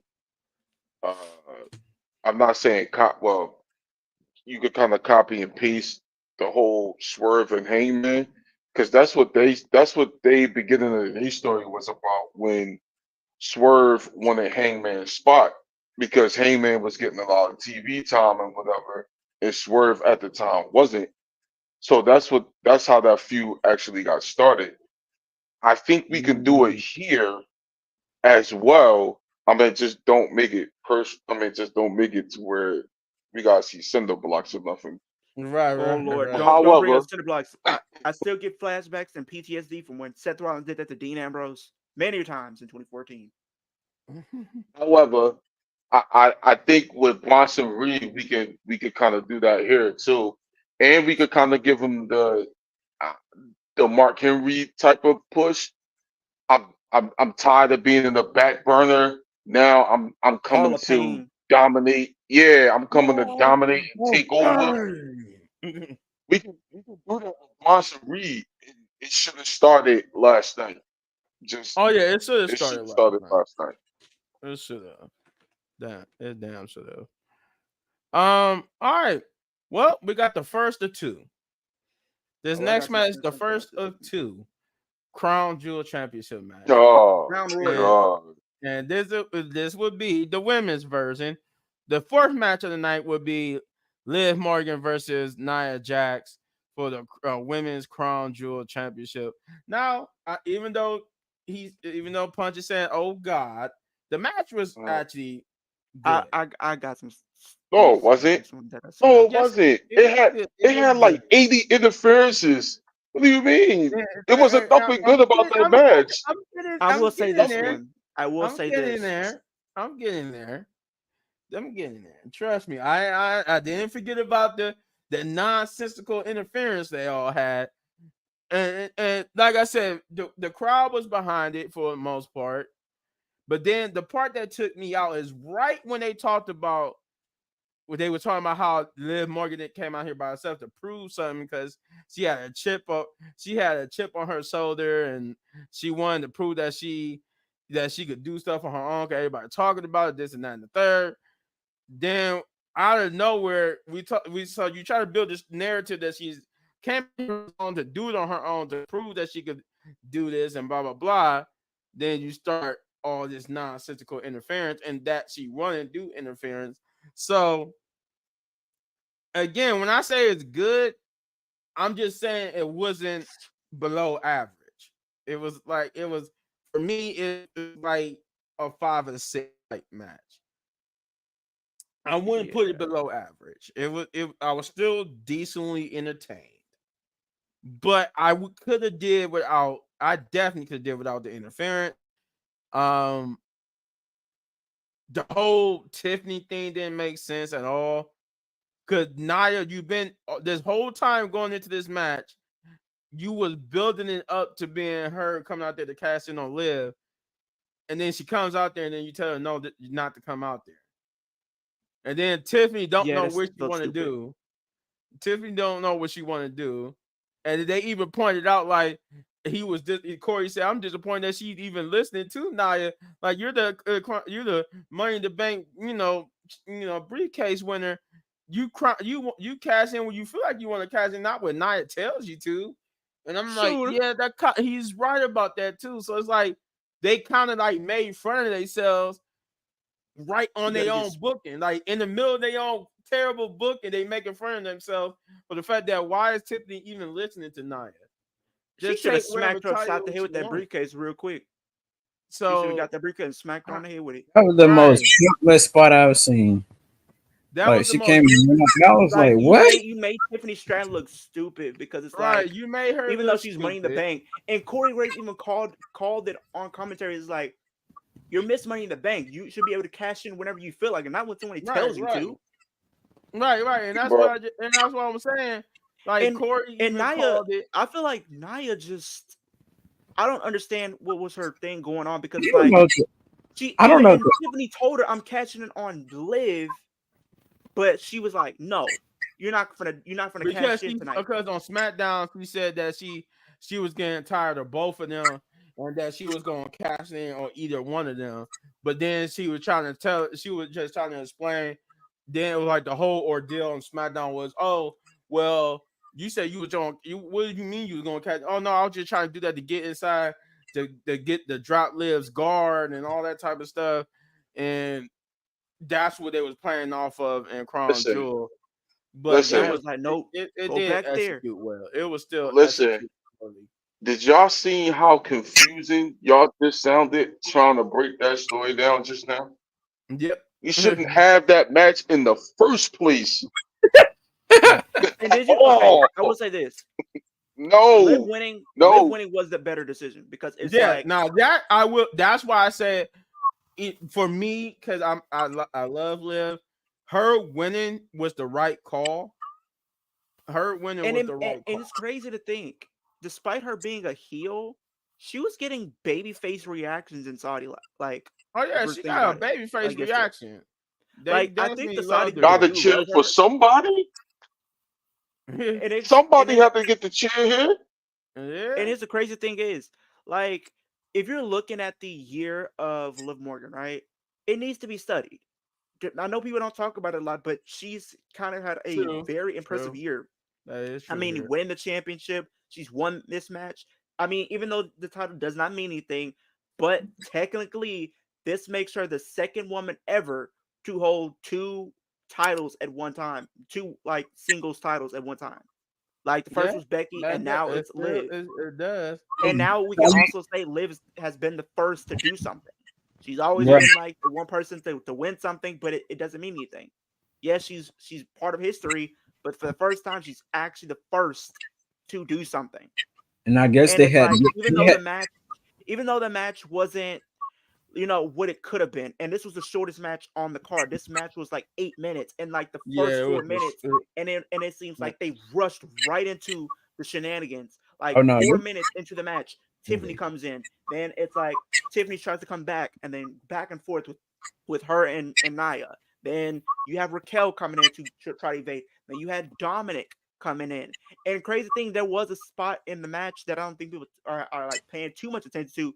Nia Jax had to wait for literally Raquel to kick her because Raquel kind of was a few seconds behind her cue to kick her off the top rope. So literally, Nia was sitting up there for like about 10 seconds.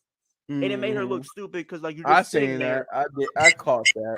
I'm like, she was kind of up there, like, and then I realized, oh, she was waiting for the spot. It didn't flow. It didn't flow well. But that It title looked like it definitely was bigger than Liv. It felt like Liv couldn't even carry that title. and it looks like the title on I Nia's don't think Cody could. the But we're women. gonna get to that in a minute. Yeah, the title that Nia carries look like it's small, like it's a toy or something. Is it It's small not or just small. how it looks on her. It's just small because it's on her. yeah? It looks She's smaller when big. she It's holds it. just Like small even when because she it's on holds it her. up, it looks small. They look They Like like need to get her one of the the. Obafemi treatment, like Oh, how they speaking of did with Obafemi, Obafemi. give her a longer I think strap. JD had an interview recently, and he talked about the Judgment Day needed a new enforcer, at least on the men's side of things, and he's pitching for Obafemi to be part of the Judgment Day. Oh God. Oh, hell no. Oh But like I man. said, it Oh, was Liv shoot me. Morgan was the right person to win. The match had way too many interference for me. I The could have match just, was But you're trash. not gonna it, like what's gonna it, be happening for Survivor it, Series. and then Leo pointed out too. The other problem was the match was not long at all because that match was fast paced and just rushed. But definitely, We shouldn't have Liv the Morgan. match in the first Here's the place. thing. We didn't no, So we didn't even have no material. We didn't even have no material going into this match. hey, Name not the name me Walmart replica. I mean, if we had Survivor Series like material going into the match, And like I told y'all, I don't think that's the same title that any other women on SmackDown carry. Not yeah, like word. even when she that title holds it on up. Nia definitely Why looks does like that a title look Walmart so little? replica. Oh no, yeah, no, it And looks like a Walmart replica toy on Nia, but that's the same belt. It's the I and same. here's get. the I, and I I don't feel like it's the same belt. They gave her so a here's the shorter crazy strap. thing. So I know Bro, Survivor Series this is coming up, right? And before Rhea's injury and everything like that, they actually put out a graphic for what the potential match that was going to be for Survivor Series. And I'm going to share this with you guys You right talking now. about that War Games match with It's Rhea? supposed to be Team Liv and Team Rhea. Team Liv and Team Rhea. This was oh, Oh before yeah, I Rhea's see. injury. This was supposed to be the match. This was supposed to be the match. So it's supposed to be Liv, Roxanne, Cora, Raquel. You have Julia, Rhea, Stephanie McCoy, and Delta. And the Okay. It's a thing Raw, is, that SmackDown, and still NXT. is the match. That's a good I match would have right been there. with that. That still Yeah, I'm is still with the it. match. That match is not off the table because they not expecting Rhea to be out long. Yeah, They they said talking it about. could be a few weeks to a few Yeah, Yeah, months. they still they saying talking about something that's still different. gonna be the So match wait, for hold on, Survivor Series. time out. Matter of fact, no, I do have a problem with that. Hold on, wait a minute, time out. You mean to tell me that you don't believe in your roster that much that you have to get NXT involved into this?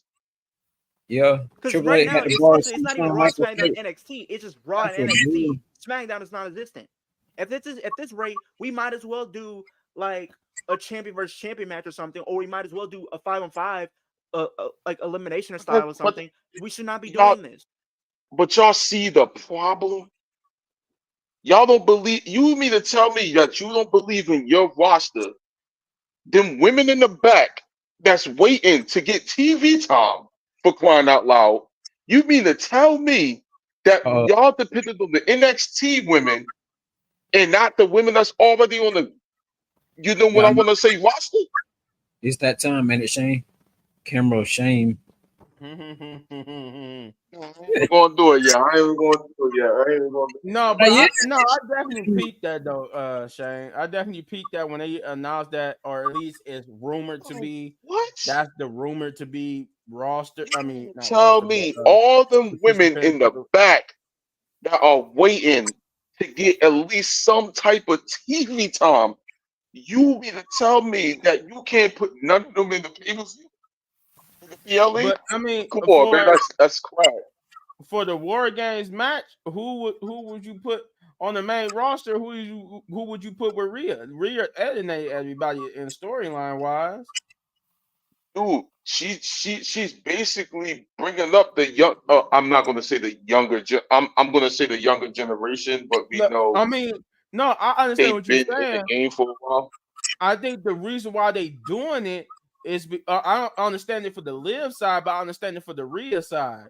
The Rhea side, those are the only people who will probably team with her because they don't have no problem with her. Everybody on the main roster got a problem with her for the Judgment Day. Dude, you know what the bad part about that is? It's not gonna be no story behind this. at all. They just gonna put it together. They're gonna put it together. Watch. Rhea's gonna come back. She's probably gonna cut a promo saying she needs some people, blah blah blah, and then that's how we're gonna build it. It's gonna be no material, just like with this excuse me, YouTube, this bum ass mess that we got last night between Rhea and Liv Morgan. I mean, between Nia and Liv. It was whack. It was stupid, and it was dumb. It shouldn't have happened in the first place. The only thing I'm gonna say is the right winner won, and that was Liv Morgan. Because other than that, that whole build up was stupid. The whole Tiffany Stratton coming out was stupid. The whole interference was she shouldn't even think stupid. about cashing in right now. Honestly, she shouldn't even Yeah. think about cashing in right now. All of that is stupid. No, That why- whole match. Why take that trip to Saudi? Just But you the know what? just to Like, let them do the that. one thing I will say though, Liv winning, that It looked it established right. her even more. It looked it right. Her winning. No, that's you what I'm could saying. You Liv, could feel it. That established her. the Because only if you good think about thing it, that the So- only good thing is Liv Morgan won it. But other than that, it was stupid.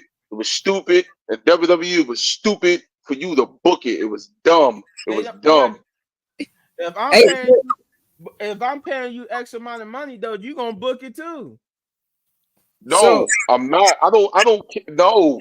No. It didn't have no material going It's not into it. about what you. It's not about what you want. Literally, That's in true. this situation, That's true. What, bro? Remember, you gotta remember. Literally, in this situation, we're not looking at this. We look at this from a storyline standpoint, with what makes sense. WWE is looking at this as like, this is literally, unlike you guys, this is literally paying customers. They're Yeah. true paying customers. Oh no. They pay for the belt. What? They pay How for the much ring. do they? They pay for the publicity. They pay for the wrestlers. They pay for Listen. everything. Saudi Arabia. It's a money grab match. I don't care what nobody say. It was a money grab match, and it was a stupid match. Saudi Arabia, you're stupid for booking that match in the first place. And Triple H, you was Hey, dumb for going with here's it. it. Punch. He Get ready. don't have no We got 4 choice. more It's a years to go. business move We got at 4 the more end years of to the go, day, this. brother. We got 4 more We got years. how many years? So, because here's the thing. Okay, here's the thing. So, you know Oh, how, shoot like, me. so here's Shoot the me thing. now. So Vince, when he did the first Crown Jewel event, right, in 2018, he signed a 10-year deal with the Yeah, I Saudis. remember that. So that means we're gonna have Saudi shows until 2028, and it's a possibility they might even renew the contract. No. Oh man, please though. So you better get ready for this for life. Man, God, I hope I don't have to. I don't be a You old talking man. about NWO for life? It's gonna be Saudi Arabia for life at this point. Yo, if they do Triple H, Triple H, Oh, Triple H, if you watch, Punch. You haven't heard the worst part about it. Early this year, there's already discussing them possibly putting a WrestleMania or a Royal Rumble there. It's already. Oh shoot me, dude. I can't. Oh shoot me now. we ain't going. Yo, listen, if they put a WrestleMania in Saudi Arabia, I'm not even. Don't ask me for my predictions. I'm not tuning in. Who got the money to pay for Yeah, tickets? you know. No, go to Saudi Arabia. Nah. Hey, the whole First thing of all, get to go, right? First of all, WrestleMania is going to start at 1:00 p.m. Right? Or 12 o'clock Who's my watching? time because I'm Central Standard, so it started at 12 o'clock for me. Yeah. God dang. It started at 12 o'clock for me. Yeah, started at 12. you on Central Time, buddy. You understand? You tell me I gotta get for WrestleMania at 12 o'clock? Oh, I'm good. That's kind of ass having pay-per-views in the afternoon. Like come on, man. No, listen. They already listen. in Saudi Arabia. Saudi Arabia is on a whole different time zone than us. What time zone are they on? Because 1 o'clock here was no, because really when it was 12 o'clock over ahead here, of I us. think it was like 7, 8 o'clock over there. Yeah, it's 7 to 8 o'clock over there. Ahead of us. They way ahead of us. Hey, for real though. So one part about the about that Liv Morgan and Nia Jax match, they did mention a spot to where when Raquel came in there, she's they supposed to have like Rhea, but since Rhea got injured, Then she was supposed to be like the ones that fight off and everything, and Liv Morgan supposed to been in there to win it herself without having Dominic and all that stuff, whatever. So Well, of course, we knew that. Trash. That was obvious. The only interference that Trash. made sense was supposed to be Rhea, but That's she's why they got a injured. WWE experience before the US got one. Yup, they got the WWE experience. Honestly, Oh yeah, yeah, God, and I'm gonna get to Sabi, that. I can say Sabi got money. Listen, if I get a WrestleMania, it's Saudi Arabia. Oh my God. how much You is it for the understand? flight? Y'all had to guess. hold on. A I'm gonna flight look to this up. Saudi? I'm You gonna talking put about a up a flight to flight. Saudi? Yeah, That's I'm gonna put definitely it. about I don't 5 plus. even know how much. That's about five. That's I'm about gonna 4 or look 5 this up. plus. Where are you $5? currently? Around there. So I can look this up. No. Is that $4 or $5? No, I said where are you currently so I can look this up because I'm gonna look this up right now. I'm about to look. Yeah, I'm about to look it up real quickly. I'm looking this Hey, up right boy, y'all If we looking at get that? I if we can get WrestleMania in ticket. Saudi Arabia, oh hell no. I'm looking at the flight. I wonder how much. I wonder if they said if they have tickets or you just pay with money and you get to go in. You, can you imagine the booking that we are going to get Woo! if that happens? Woo! Oh no! Oh no! Oh Yeah, it's a nah, lot of money. nah. What is Oh it? my god! Oh nah. Oh no! God, 1203 is the cheapest, and that's for 1203. Riyadh. That's for to go to Riyadh. It's about Ah, $3.03. No, 1203 No, as in man. 1,203. 12,000, bro. What are you talking about? Man, hell no! You might as well pay for a WrestleMania seat and a nosebleeds for that. I'm not doing no WrestleMania no nosebleeds. Right? $700. The WrestleMania seats at nosebleed for Vegas is about 2,500. Hell What? no. You are beyond me. You are beyond I me. wa- Yeah, I they wa- said for me. They said for I'll me sit right here on my damn couch. it would be 1203. I would have to pay $1,203 to go from Cleveland, Ohio to Saudi Arabia. Yeah, I mine's had is to pay like, yeah. $1,203. No over, and then it's like 15 to go from Akron, like where LeBron is from. It's 15. It's 15 to go from there. Over there, yeah. Yo, all I So, know is if I get a Saudi Arabia WrestleMania, I'm gonna flip all tables. I'm gonna be so bad. Please don't do it. Oh my God. he said, "Look at y'all about to book flights." If I had that type of money to pay for a WrestleMania ticket and book a flight to Saudi, I would take everybody on me. Everybody come to we going on me. If I got I'm that type not of money, going to no Saudi Arabia oh pay-per-view. come on, man. Don't invite me. You Don't know Oh, what? no. I'll pay. no. I'll pay. Women over there, I'll man. gladly pay. Women, bro. I'll gladly pay about $100 to The Saudi $200 to women sit over front there, bro. row Hey, at an NXT so, show. I'm not going. Listen, I'm not going to a I'm just Saudi playing. Arabia We all pay-per-view. got I don't want a girlfriends here. buy We one don't so, get want to one piss free off our girlfriends. extravaganza in order to see so the check Punk. this out. For me, the cheapest one is $2,186. Oh, you lucky. Oh, He you got lucky. $100 Oh, cheaper than me. hey, guess what? But guess what? I'm. It's more than that from mine. It's How much is 3,000. yours? 3,000. Yeah, mine's is like 2,700. Yeah. Man, Did you no. just Listen, say 3,000? Where did you Yes, I'm in Texas. live? It takes you $3,000 for one ticket. Yes, yeah. Oh my god! That's not even a round trip. What you mean? That's just to get that's there. one way. What's a round trip? Like Yo, 6 weeks. Huh? Like 6,000 for him? Yeah. Hey, oh, hey, I need to talk to the what they got the Prince of Dubai over there. Hey man, you need to pay for my ticket, bro. Hey, I'm giving you this bill, bro. Yeah, man, Yo, listen, my Hey, we guarantee all is need to send him the over bill there. for that well, WrestleMania here's the ticket. thing. I think we were I talking about this on the Flex Zone last night. I think allegedly that everybody that was there at the show last night got there for free.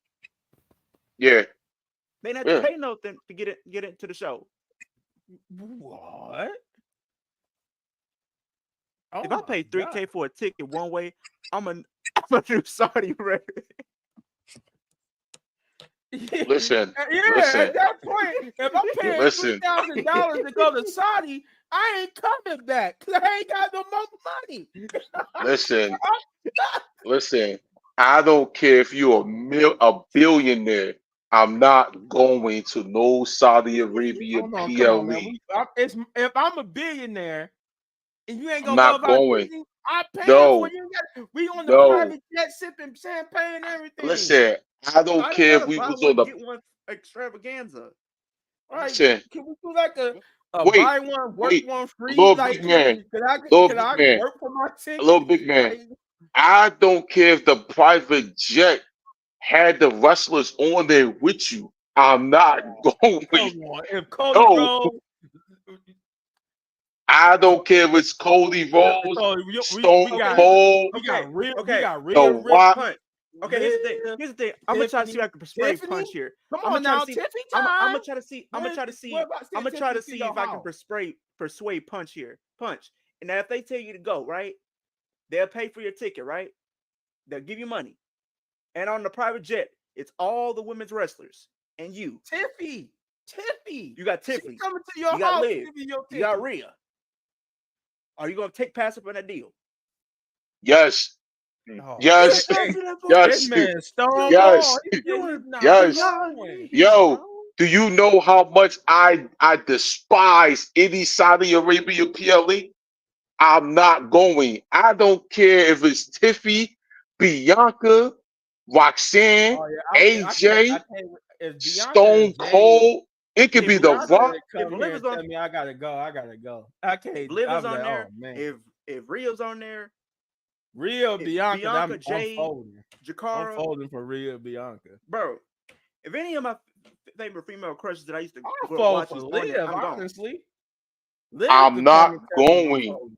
to those Saudi Arabia Oh. PLE, But who says PPV. But who's to say you have to go to the show? Maybe you just stay on the plane the whole Why time.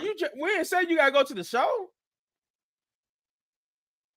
You can stay at your hotel and Ah, stay. that's different. All right, okay, then that's different. We All didn't right, say yeah. you gotta go to the show. We I just was saying they never going to inviting the you show. there. You know, for the Oh, after that'd party. be different. I was never going to the show. I would stay in the hotel room. Uh, I'm never going to the no, never. I guess we had to give him context. I forgot to give him the context that he ain't had to go to the show. Do you know how hard it was for me to even watch this PO? What's the name last night? Dumb Oh, hard. it was probably dumb hard. But that's crazy. 3K for a ticket.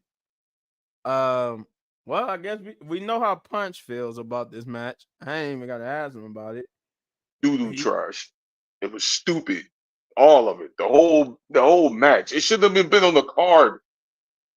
yeah, I just Jesus. like I said, the pretty much I like the beginning of the match until the interference start, and then the only other thing I liked about it was the fact that Liv Morgan won. So that was about it. He Yeah, said, she's the "What? only right person that did. Where Leo go? Oh, he must I have don't lost know. internet. Yeah, if they get my ticket, pay for my stay, and rent me a camel, and he said he there. He Bro, get a they camel. can rip me all. They can get me all of that as long as I'm not going to the show. I'm not going to the show.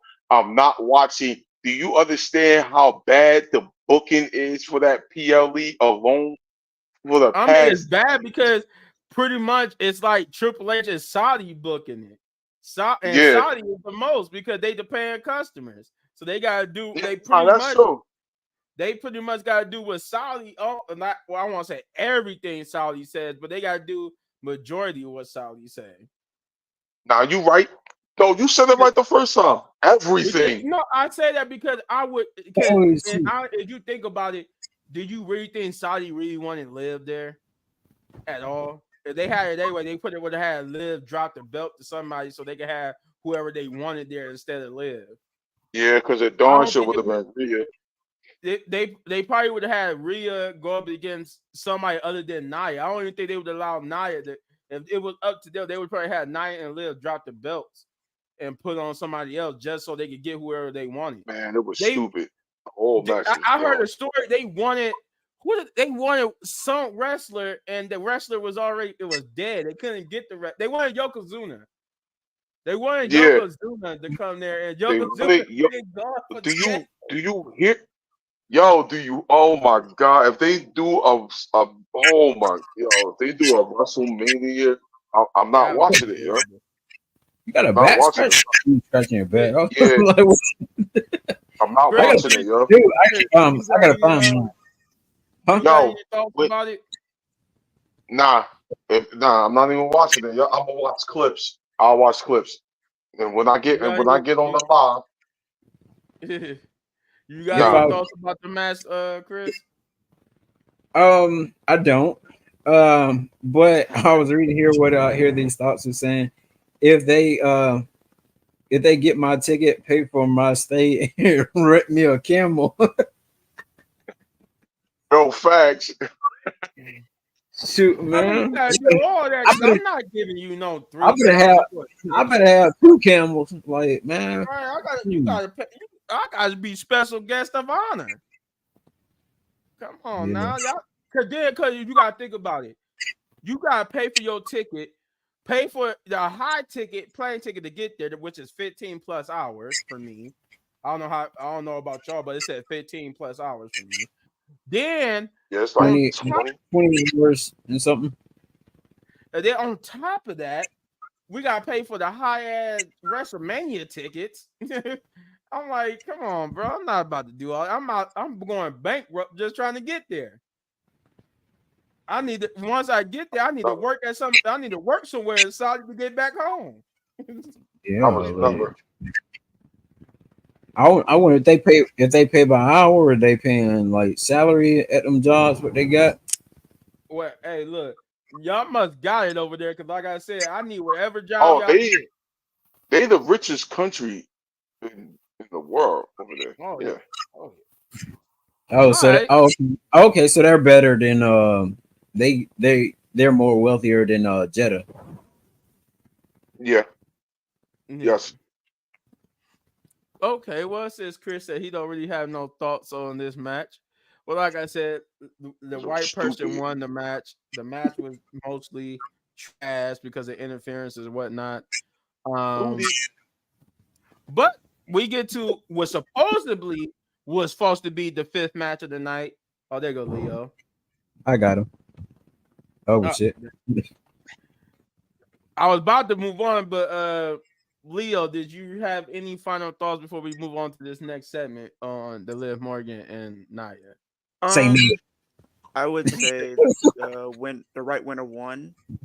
Um, I think it kind of helped elevate Liv to a different level in the sense of the year that she's had so far. And, I think Triple H is starting to really endorse her and really showcase that she is going to pretty much be the future of your WWE Women's Division.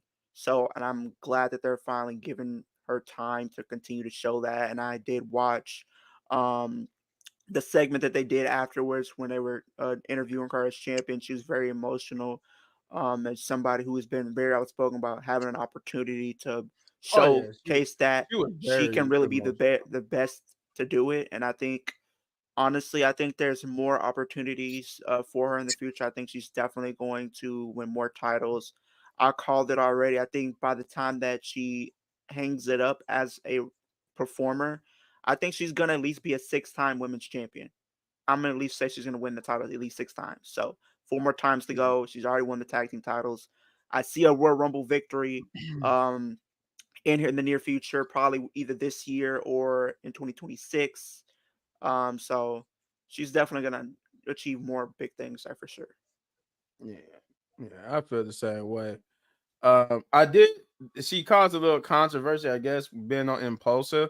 I guess she said they asked her about Enzo and all them, and she said that I think people basically criticizing her for saying that she's not basically at the moment in her life will be a good partner for anybody.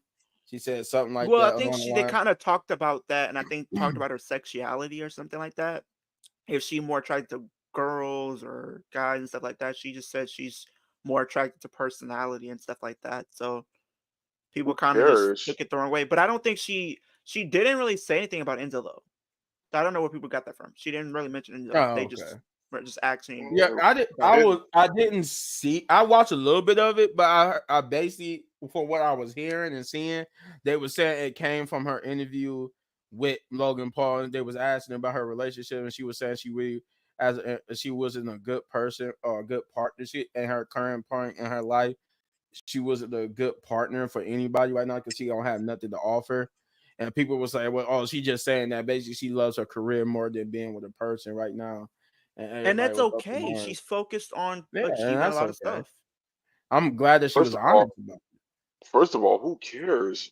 Like it's none of y'all business. Exactly. Whatever it is or whatever she does, like who cares? Like she expressed it how Right. she felt. I don't like it, yo. Some fans be weird, yo. Yeah, Some some fans fans be is They weird. weird, they bro. be gatekeeping way too much and be worried about their personal life and stuff like that. Like, go touch grass, go to the I arcade, mean, go to touch a movie, grass go do something. real Yeah, hard. rocks like make it even better. I Go mean, go See, outside, rolling, touch grass, come back roll in in, it, go back eat outside, it. touch grass again.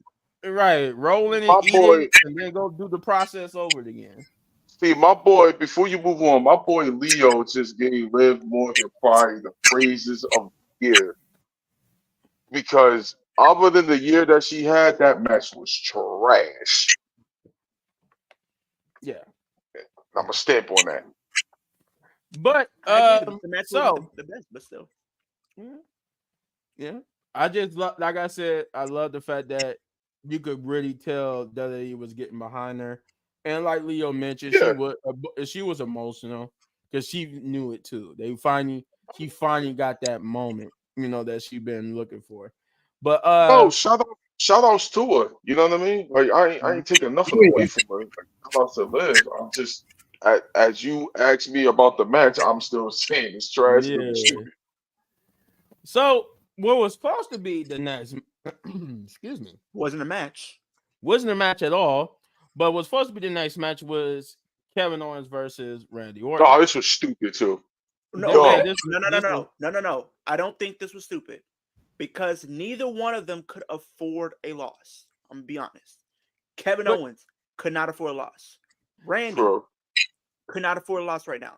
So you're bro. kind of prolonging the feud to get to Survivor Series, and they have their match there, and then maybe something in the lead up to Saturday Night Main Event, probably too. now let me go into context why we say that. So behind the scenes wise, apparently Cody Rhodes' schedule do not include Survivor Series. So Thank in God. this case, what we're getting at is that this could be the reason why this match was canceled because it might at first, going into this, we was all under the impression that Cody Rhodes, this was going to happen. So then Cody Rhodes going to fight Kevin Owens at Survivor Series. With that being off the table, if this is true, now this was probably canceled to take that place at Survivor Series. But what I'm getting at is that so they both came out and did their entrances, whatever, right? But in the middle of Randy Orton's entrance, Kevin Owens was to attack Randy, and they were pretty much brawl everywhere. The match never got started. Then it pretty much got threw out because I think Kevin Owens started the first by attacking the ref. Did he attack the referee? Yeah, Yeah, he gave him the stunner, and then he Adam Pearce, he cannot stay out of the wrestler's way. He got obliterated by Brock Lesnar and tore his pants with that F5. yeah, that was funny. And then now he gets RKO'd by Randy Orton. Man, it's a major. But see, that's the thing was they wasn't Nick the Aldis only officials. They got and major fines coming Nick together. Aldis and Nick Aldis was like, "Let me get the show on." He hopped out of there. Going by story logic, they got major fines. They attacked referees, Hey, that's gonna be some security, and suspension. backstage. Kevin Owens is Jamie already on Noble. suspension. Kevin But Owens yeah, on so they'll basically brawl, hit each other with chairs and whatnot. I think I would say Kevin Owens got the best of that brawl because he put yeah. Randy Orton through a table, and that was a good spot though. That spot was amazing that Kevin Owens did. But yeah, this match never really became a match because nothing happened No bell was run. Officials got taken down. This was just a straight brawl, and they use it as a way to Kevin Owens really unhinged. Like in his mind, he really believes that Cody Rhodes and Randy Orton betrayed him, and all this good jazz. And so that pretty much was trying to send on that this is really a more unhinged Kevin Owens. This is a It, more psychopath, crazy Kevin Owens, because they was even saying like the one thing about a crazy person or a psychopath, you can't convince them that they actually the psychopath. They don't think they psychotic or anything like that. yeah, So like Moxley. right. Okay, So don't bring and that's pretty WWE much like that. that's pretty That's that my was guy pretty right much that segment. So real quick, since it was not really a match, so real quick, I'm gonna go around. Chris, what did you think about that whole Randy KO brawl? I didn't really think nothing of it. I thought we were gonna get a match, but I guess we didn't.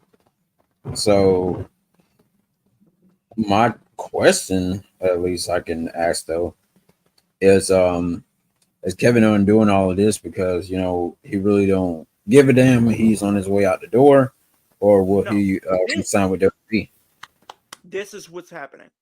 They're doing. Well, we know a Liv complete just 180 resigned character. a contract, so maybe I Kevin think Owens what gonna they're sign. doing is with this character, right?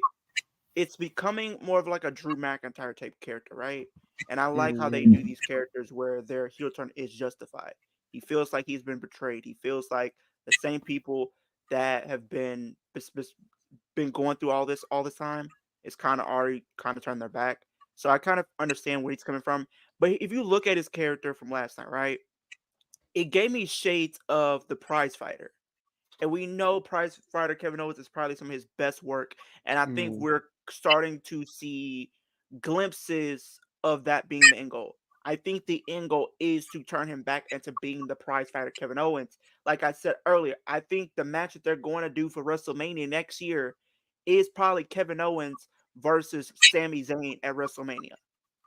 I can see them potentially pulling the trigger on that match.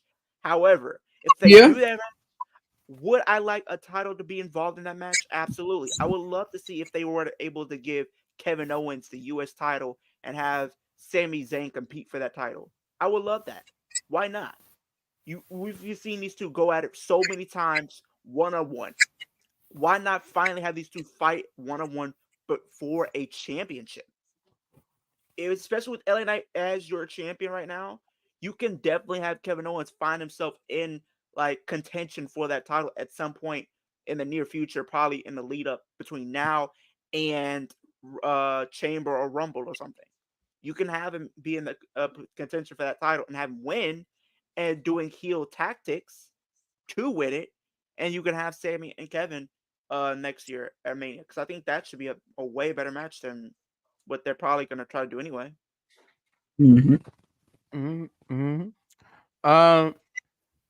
Punch. What do you think about this whole Randy KO brawl that was supposed to be a match? Um, it was cool. I guess. I mean, I think they did. WWE, their way of escaping this to do Ross. So, I mean, it was what it was. I mean, Randy Orton can't really afford another loss. KO can't really afford another loss. Because both of them are trying to go As after that title. yeah, as I don't think both of them needed this match here. So it was to Because they're already setting stuff up for Cody, especially with Randy, because he keeps staring at that title. So you can't have him lose. yeah. You're going to have him go up against Cody. And the same thing can be said for Kevin. Even though they're going to lose to Cody, but you can't have him go into that match looking weak. right. Huh. So I assume that Cody, that it won't be like a Owens and Cody thing going on. Probably No, it's just for, gonna be Cody and Owens main for event. sure. Saturday night main event. I could see it probably But being yeah, Cody. it's probably if it don't happen at Survivor Series, then Saturday Night Main Event. Yeah. Gotcha. Well, Leo already talked about it, so I guess we move on. to the fifth match of the night, which is LA Knight versus Carmelo Hayes versus Andrade for the United States Championship. Best match of the night. I Definitely, was surprised Carmelo took the pin, definitely, especially when I was wearing his shirt last night or definitely. yesterday. This was a good match. And like Pun said, best match of the night. Um, this was good. This was definitely good. This is why I say I kind of hate what they did with the whole game 7. Cause that was kind of screwy what they did with the game 7 thing. Cause they all could put on good match, and we could have had a good match coming into this to make this story even better. But I guess we had to get to a triple threat somehow this way, I guess. But nonetheless, it was a good match. Enjoyed it. Nothing bad to say about it. Carmelo is a phenomenal athlete, a phenomenal performer. So is Andrade and LA Knight. They pretty much brought their A game. The crowd was very much into it. They cheered from Yep. almost everybody. And we got a good match out of it. We got a good, entertaining, best match of the night match out of it with LA Knight retaining, but with a devastating double BFT. He hit a double BFT on both of them. So I'm They like, were oh, that avoiding was that, cool. especially Carmelo. He was trying to avoid that for a while throughout the Oh match. yeah, he was. He was. But like I said, LA Knight got the victory here and retained the LA Knight US Championship, as I call it, because it's not the regular US Championship, it's the LA Knight US Championship. You see all the little LAs on it. Yeah, he has his own spinner type title. It's just meant for Yeah, him. he had his Right. own spinner title. But yeah, pretty much like I said, like we all agree, best match of the night. Punch, what did you think about it? It was awesome. I got nothing bad to say about it. 10 out of 10 for me. Um, uh, LA Knight is a great talker, but he's not. He's not to me one of the greatest wrestlers. So when you have him compete with wrestlers, again, I said this with The Miz. I said Mhm. this with a few other people.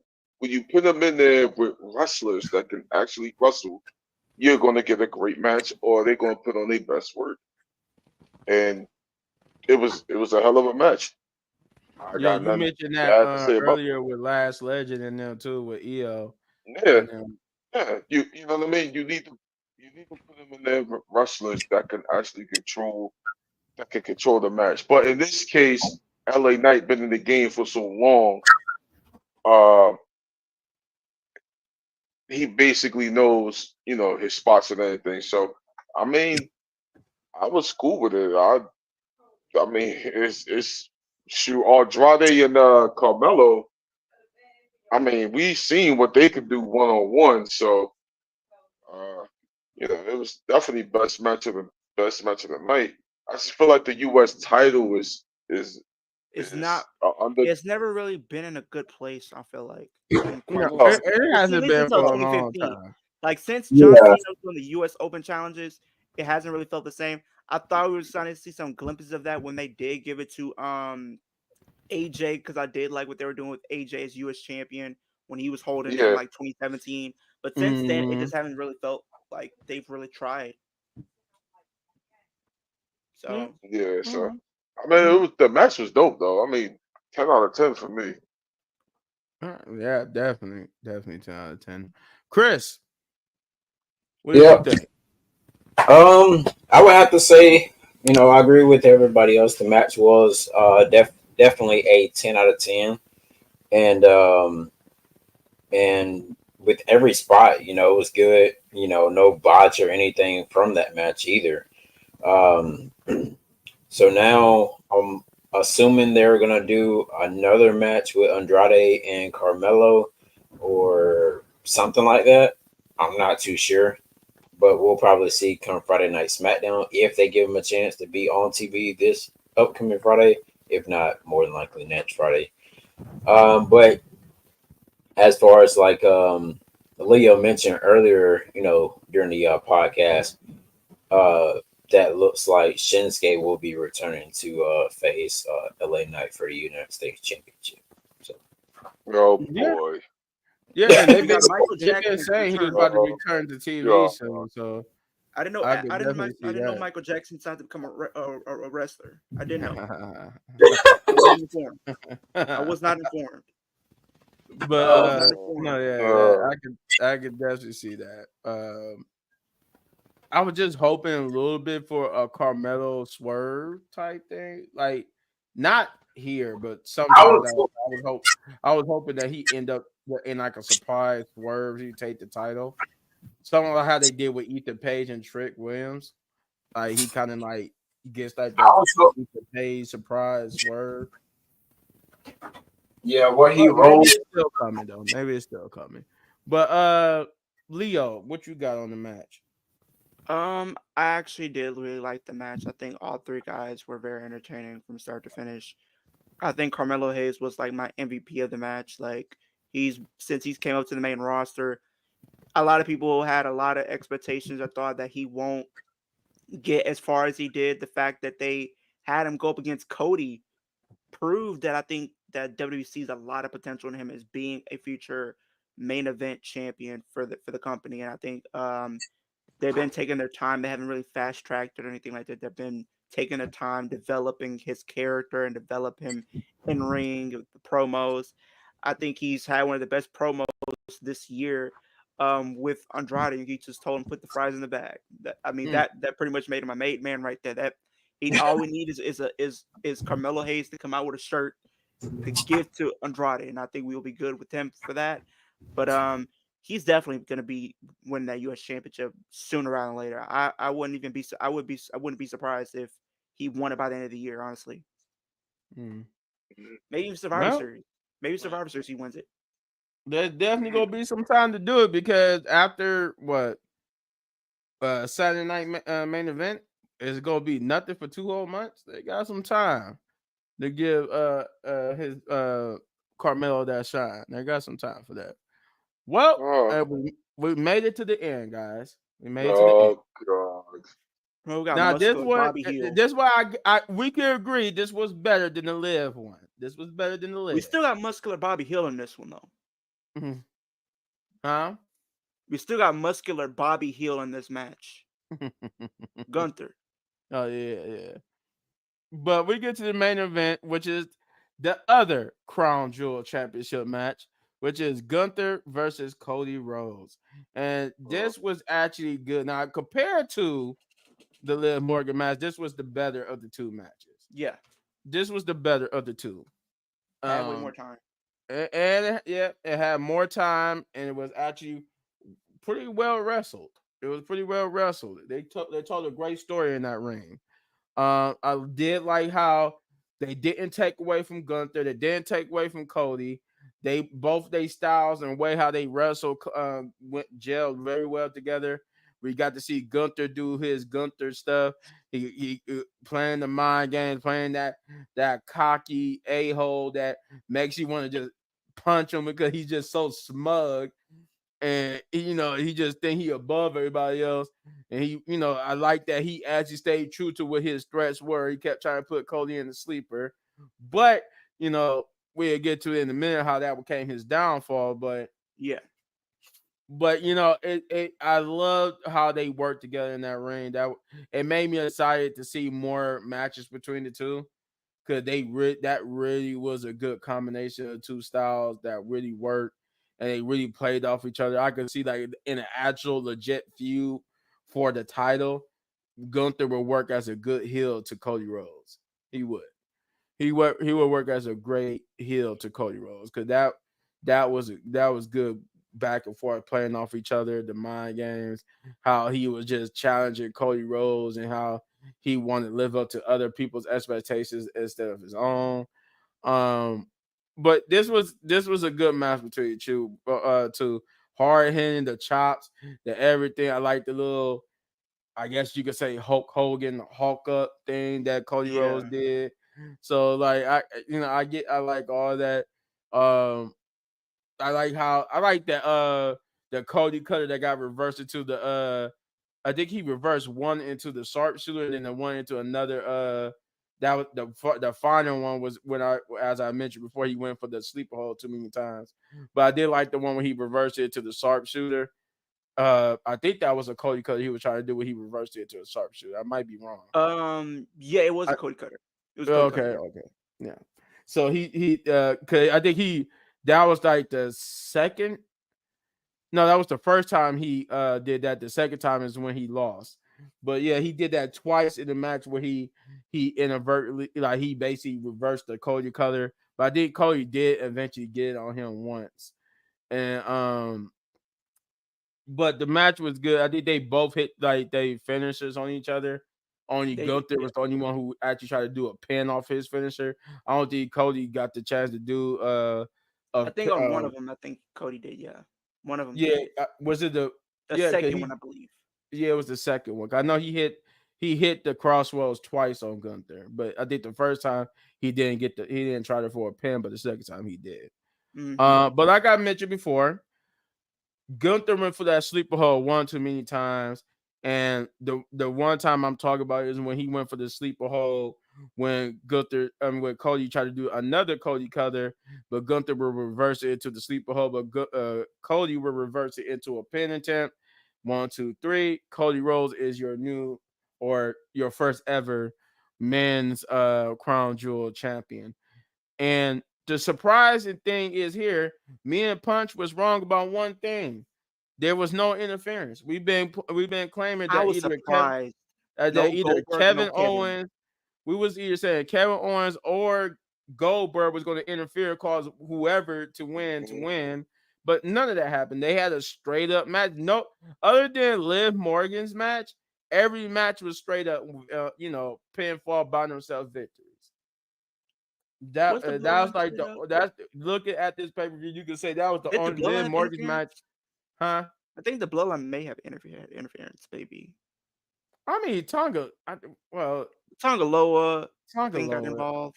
Yeah, I think he did get involved, but I don't think he was. Yeah, he wasn't even the decide. Jacob overshadowed him so much. I didn't even count it because Jacob was the real deciding factor of that match. So that's why I said Liv Morgan in a sense because her interference actually Well, decided the even match. within, I think that one was kind of justified too, just because simple fact that you had Tiffany come out there. She was gonna catch it. She was ruining a whole bunch of stuff, kind of getting involved. So kind of Raquel came out there to kind of be like the difference maker, I guess, to kind of Yeah, yeah, keep her from yeah. trying to cash in. So it was like, all right. It was on that front, yeah, but then she went and kicked Naya. And Yeah, though and it took then Dominic slit the briefcase and blew right, it. then Dominic slid the briefcase. That's why I said like most like even with the bloodline, it was like it didn't feel like it was like the deciding factor, the interference. But Liv Morgan's was definitely the deciding factor. But like I said, Gunther went for it one too many times.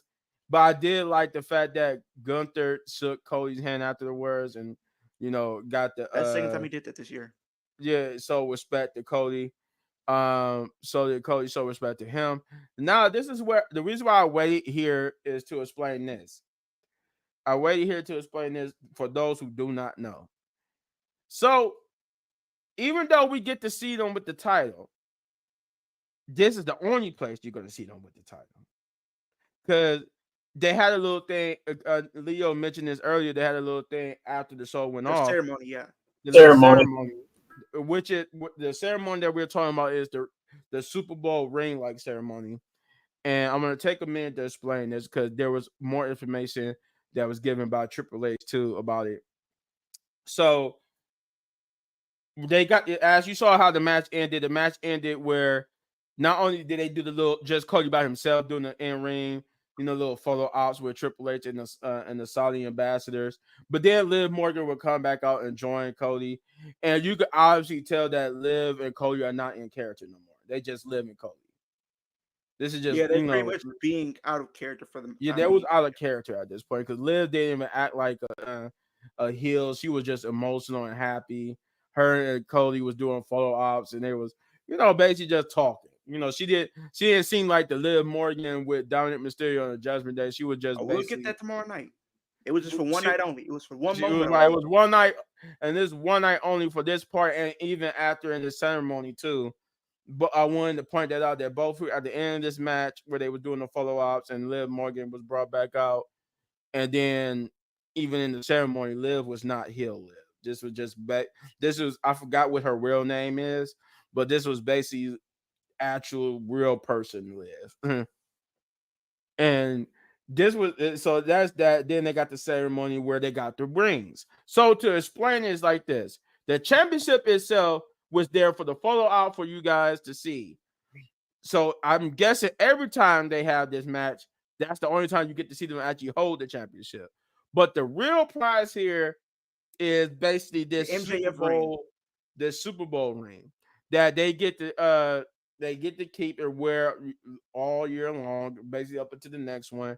That's and Triple H said true. he wants to see how many people could get rings. So we could if let's say Liv and, for example, if Liv and Cody could stay champion into the next Saudi show, they could again compete for this championship and rings again and get another ring and keep stacking another ring, and thus they start a whole new record type thing of how many people got these rings, right? So Yeah, I don't so know that if I can see anybody doing that. I would think Cody probably would be the first to do it. yeah, you saw how Cody was jamming that thing on his finger, and you could hear him tell that, look, it might not fit or not. And he was like, no, I'm getting this on here.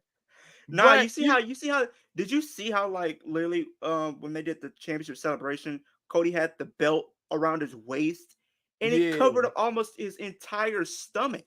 It went up to almost his whole upper chest. stomach area was covered. His whole stomach area was covered. Could you imagine someone like a Pac or a Neville wearing a belt like that? That's Jesus covering Christ. almost up to his entire face. Right. So yeah, they get a ring, and pretty much that ring is what they carry to signify that they won. And like Leo said, this is the first ever for Liv being the first to ever do something.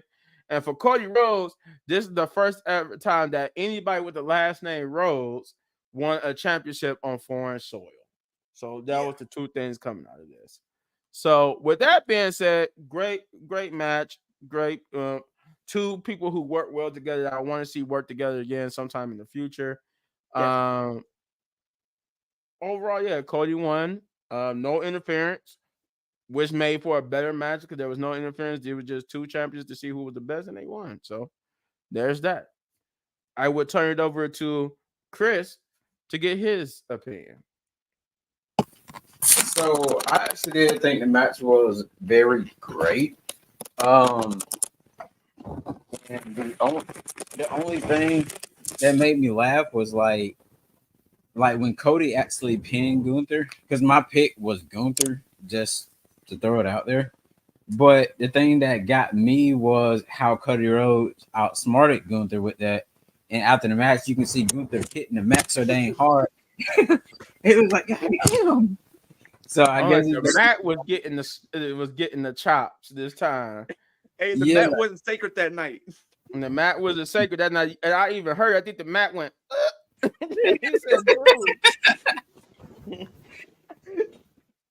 and so I was like, man, I was like, shoot, I was like, I lost. So I like during the whole the last 4 matches, I asked my son, I was like, hey, who's gonna win out of whoever? And he got every single one of them right. He said, LA Knight gonna win. I was like, okay. And I said, well, who's gonna win this one? And every one of them he got right. And I was like, well, dang. And I felt so bad, man. Like I only got 2 matches out of the rest right. I was like, ain't no way. I think I only got Liv and LA Knight right. I don't even think I got every match. I got every match right except the Seth Rollins and Bronson Reed match. Yeah. Oh yeah, that was a match I got wrong. I think I got Gunther versus Cody wrong. I think I picked Gunther too, didn't I? I gotta go back and watch that. I gotta go back and watch that. I don't know if I picked. The only person I got right was Liv Morgan and the women's tag team championship match. No, yeah, I think that was who it was. No, yeah, I got three right. Cause I did choose Bianca and Jade. I chose Liv and I chose LA Knight, so I got three right. But I didn't get that bloodline match. I thought Roman was taking the win, but he ended up getting pinned. So I'm like, okay, and I take it because that's what should have happened. But I thought they Or were gonna put Roman to win, but that's what I'm glad they went with should be the winner. But I'm glad to be but, wrong on that front. but yeah, though, I like that part. Especially also when Liv Morgan and Cody Rhodes they were on that little golf cart going to the WWE experience. I was like, well, dang, they getting a fat paycheck. I was like, Mhm. shoot. And I guarantee, and I don't even know. Well, they may, she might more than likely they probably be on Raw. Liv would be on Raw. But anyways, Yeah, because they taped Raw, I think, today for tomorrow. Because Yeah, it Raw was is on something like Friday. that. They take Raw to like the day for tomorrow, so pretty much we're not gonna get a live show until Tuesday and Friday. So I think that's how Yeah, they go. Yeah, Tuesday and Friday gonna be live, but I think tomorrow is pre-taped. 'Cause I think they did it today. Yeah, yeah. Cause I think as we speak, they on their way home pretty much. yeah, Yeah, they should be on their way home. Or almost pretty much here anyway, because forgot when it's 1 o'clock here, when it's 1 o'clock in the afternoon here, it's like 8 there. So they should be already almost here, if I'm not mistaken. yeah, pretty much, yeah. Yeah. But yeah, Leo, what you gotta say about it? I thought the match was really, really good. It was really entertaining. It was very hard hitting between both Cody and Gunther. I knew I had a feeling Cody was gonna win, but I thought Gunther should have won. I'm not gonna lie, even though they did give it to Cody. But I understand they probably wanted to send their crowd home happy. But it made sense for Gunther to win because if you look at the entire feud between him and Cody up until this point, Cody has gotten the upper hand on Gunther time and time again. Gunther was eliminated in the past two Rumbles Oh, okay, by that's what you Cody. was going with. I was like, okay, I know And what you. like the fact that the whole story that they've been trying to build up this entire time is who's really the number two champion, who's really the best of the best. And if you're trying to establish Gunther as this end all be all type final boss, no pun intended, to the Rock champion, like you needed to establish him in a big dominant way. And what better way to do that than having him defeat someone like a Cody Rhodes, and especially it would have made sense because he finally got his get back on Cody finally after losing all those rumbles and having the opportunity to main event taken away from him by Cody, and finally being able to prove to him that he's the better champion when it comes down to it. And it kind of just made Gunther look, I wouldn't say foolish, but kinda in a sense, yes, because it's like you kept going for different moves the entire match, right? And he loses via a roll up technically. So it kind of just made him look foolish that he didn't get pinned. But I guess that was their way of kind of keeping him protected because they didn't want to take him a clean loss. But it Mhm. kind of felt like it was still a clean loss nonetheless because it's like there was no interference, there was no Goldberg, there was no Kevin, so there was no Oh yeah, that excuse that was a why. straight clean loss. So it's like they pretty much doubled down on the fact that Gunther cannot beat Cody. They're literally doubled down on that. They literally told everybody there. It does not matter how many times Gunther is booked dominant and has these long, lengthy reigns. He cannot beat Cody. They have literally Mhm. told you that. They literally just told us that last night, and it's like I don't know how I feel about him as having the world championship as a long time. I see him maybe holding it until Mania because right now I think the plan is to have him lose it to John Cena at WrestleMania. Cause that is the plan to have him lose it and have John Cena get his moment at WrestleMania. So if that's the case, then I think they definitely need to go full on with that. But Well, I Gunther can see needs if something. they don't get Brock Lesnar in the mix, I can see that. Cause Unless this is going to lead to a bigger story with Cody and Gunther, with potentially if Cody can make it through WrestleMania as champion and stuff like that, and if they do a draft or something, and then later in the year instead of January, I say maybe if this is part of a bigger story, have Gunther be the one to take the title from Cody. That's what you do. If this is going to be a part of a bigger story, have him be the one to do it. He lost all these rumbles. He lost literally last night. He finally is able to do it and take away the title and his lengthy reign. That's what you do. Yeah. I can see that.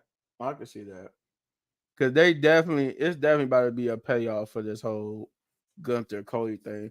But this is just like how they're gonna revisit it, because this is how they did it with Roman and Drew McIntyre when they faced off that one Survivor Series, and then they revisited it. Yeah, they revisited it again afterwards. So I can see how that's gonna go. Yeah. Punch, if you still with us, what did you think about that main event? I mean, I didn't like the match. I didn't like the idea of the match from the beginning. I still think one of them came up weak, and I still think that. I don't care how you put it. I don't care how how people wrap around it. I still think it was dumb. Just like I think the whole Liv and Nia was dumb. However, the match was decent, and for people that's complaining about Gunther's old school way of wrestling, or I've seen a lot of people get mad over the handshake. I think that's the character that Gunther is in. I think his characters He has put respect. prestige back into the sport. Which I didn't hear wrestling and sport in the same sentence in a long time.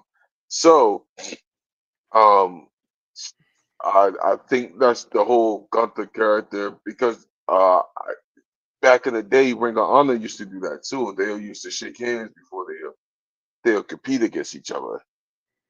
Um, so I think that's the character. Overall, I still think the the match was dumb. I still think it was stupid. We didn't need it. However, we got it, and then we do this whack of a roller of a backwards pin, the reverse sleeper pin, to try to save Gunter, which we didn't save anybody here. I mean, I beg to disagree. I don't think none of them came out bad, in my opinion. we didn't. It still makes the world title look like it's secondary. When we try to make that title prestige enough to where it could be on the same level as the That's why I as disagree. Because I think I don't. As anything, I think Cody is secondary. Because Gunther had the better fuse than Cody. I mean, nah. If you Yeah, want to go about who was secondary, Cody was secondary. yeah, but They if you made want to look at who's the poster boy and who's not, they Cody. spoiled the result right before the match. So like before the main event they do like the little graphic for like the press conference or whatever. So on the graphic that they put out for the press conference, they had Cody with this, with his championship, the WWE championship. But if you look closely, he also had the Crown Jewel championship too. So they spoiled the main event before the match even happened. Oh wow! So that's why they had like a picture of Cody on the poster, and it had like a circle right. It had like a red circle in the backside of it, showing that Cody had the Crown Jewel Championship thing. Yep. Yeah, I seen a picture like that, but I ignored it. I was like, "Oh shoot, that ain't the nothing." production crew messed up. Production crew. Somebody about to get fired. They're about to be handed they walking papers immediately. They Yeah, must be. Yeah, they got their walking papers immediately. Matter of fact, just like that referee that did that shark cage match matter of fact, with the last for pay per that view. referee, for the referee that did that match for Bad Blood, and the same one that the production crew Well, send them to the Jacob. bad blood Send them to referee, Jacob. he got a pass because the botch wasn't on him. It was on Raquel and whoever rushed her out there. Because they rushed her out there before the referee got in position. He was on his way to get in position, and they rushed her out there because they were trying to rush everything. And she But went out there before she was supposed to. but then we also get something like that this past Monday on Raw a little bit, man, that we there was this past Monday or the Monday before last was someone was wrestling. I can't remember who it was, but they had to angle the camera toward the outside, kind of like near the announce table. So when the referee was looking, they kind of took the camera off him. Who was that? I can't remember. Was it Jay or Jimmy? I May can't have been remember. Jimmy, I think. It was definitely on Raw. I can't remember who was wrestling, but they kept they said the referee almost seen them, but they adjusted the camera a little bit so it didn't catch the ref. Because I think someone was trying to interfere in something. Oh, I man. can't remember, man. Yeah, I can't remember either. But that was another spot a referee almost messed up. Mm. Well, that's about it. We've been on here for a good solid time, and time for the final votes. I say this was a good solid 7 out of 10 for me.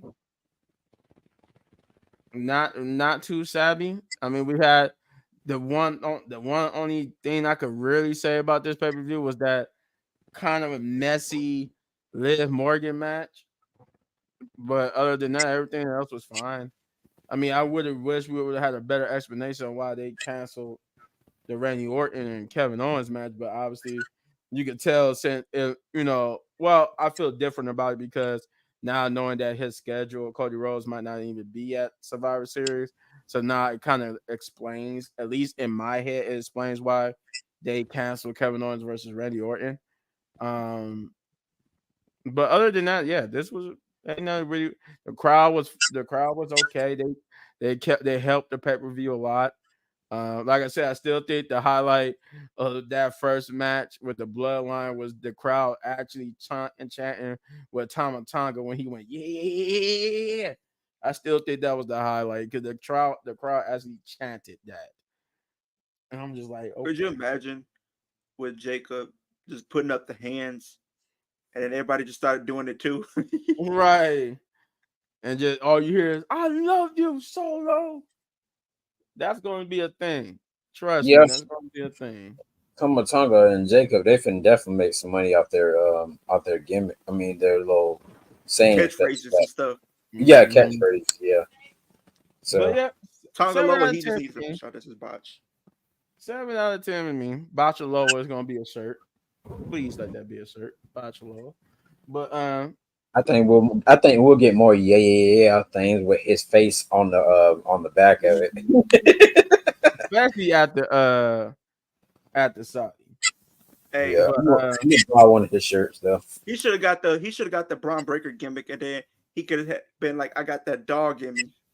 That's what Tama Tonga should have been like. I got the dog in me. No, he got that little he guy from the definitely Wild do. Thornberry cartoon. You got that wild thornberry in you. But What was it? Chris, What was that little boy? Huh? what is your rating for Saudi? For Mm, Saudi? if they didn't mess up with that Liv Morgan match, I would have gave them a 7, but I give them a 6. Mm. All right. Punch. He about to give it a 4. He about to give it like a 4 or 2. He's gonna give it a 1. No. Yeah, he gave it a 4. Yeah, he gave it a I 4. look, listen. The Bloodline match was cool. I mean, no. It wasn't a bad show.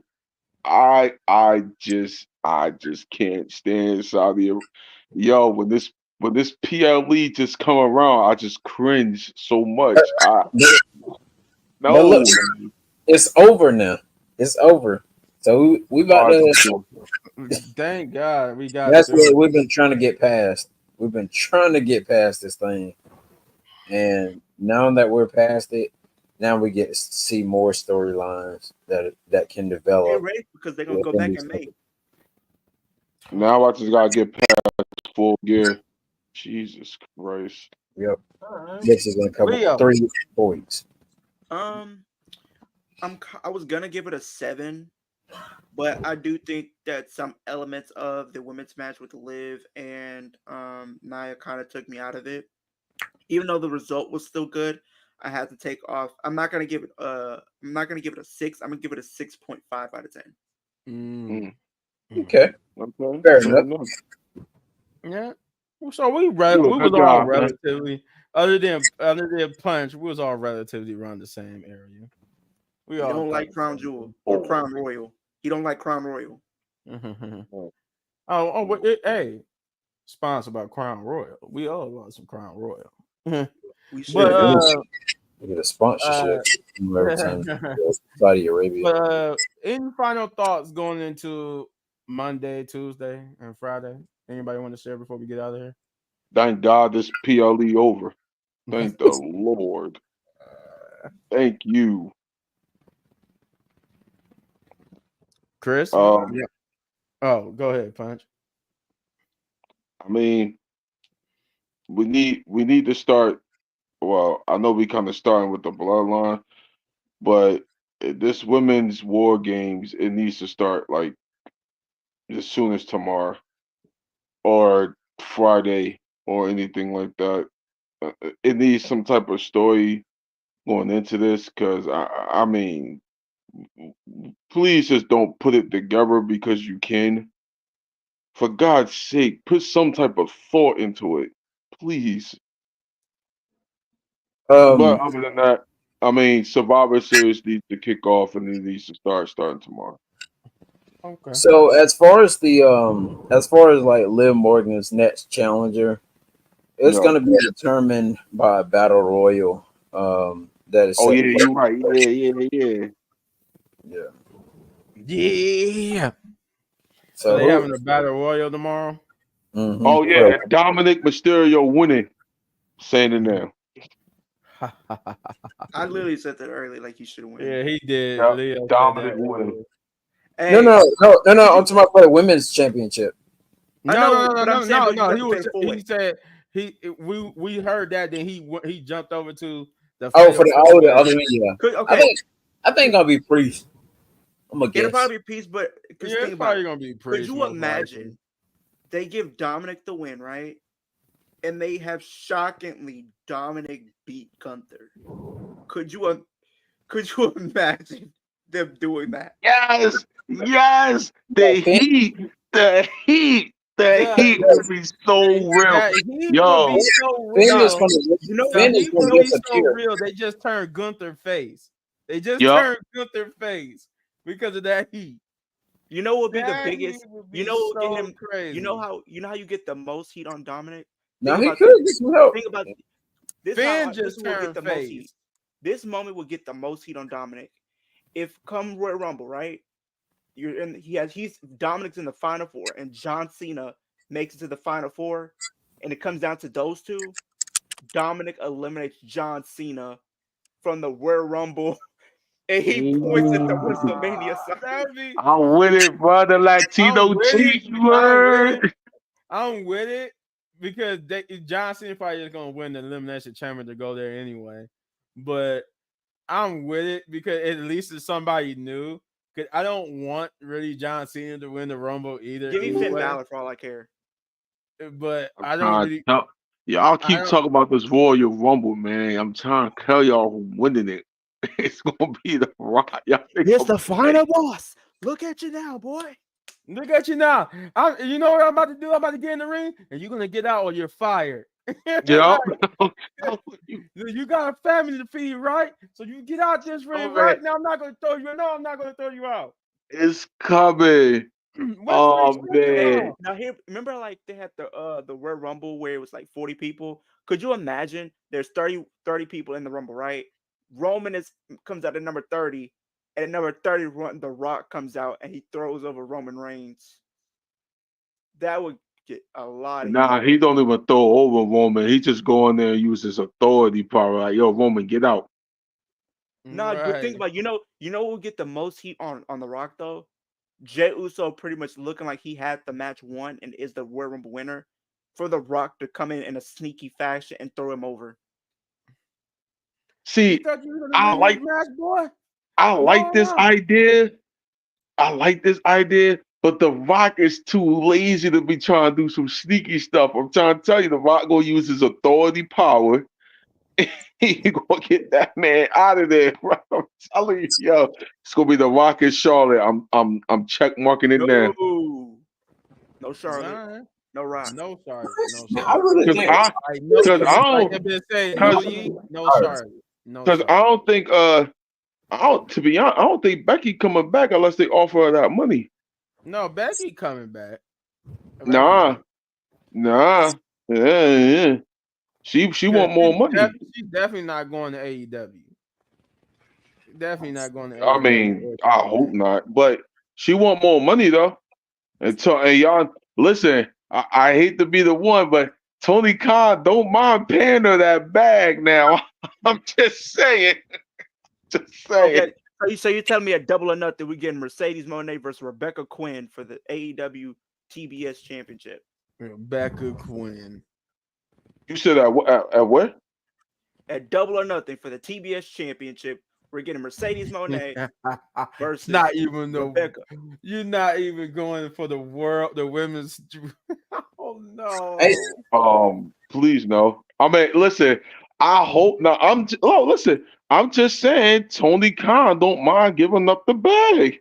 No, he don't. Becky won $2 million. He gonna double that. He gonna give a four. He gonna give a four. Just Oh saying. my God. Just Well, saying. with that being said, it's gonna be a good, interesting Monday Night Raw. It's gonna be a good Tuesday night NXT.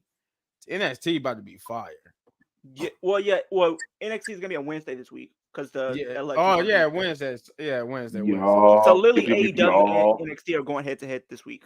Yep. what's Yeah. going? Oh yeah, cause that's right, because of that presidential election thing. yeah, Yeah. Which I'll be that, streaming by yeah, the way. But um, I joined in the Um. way.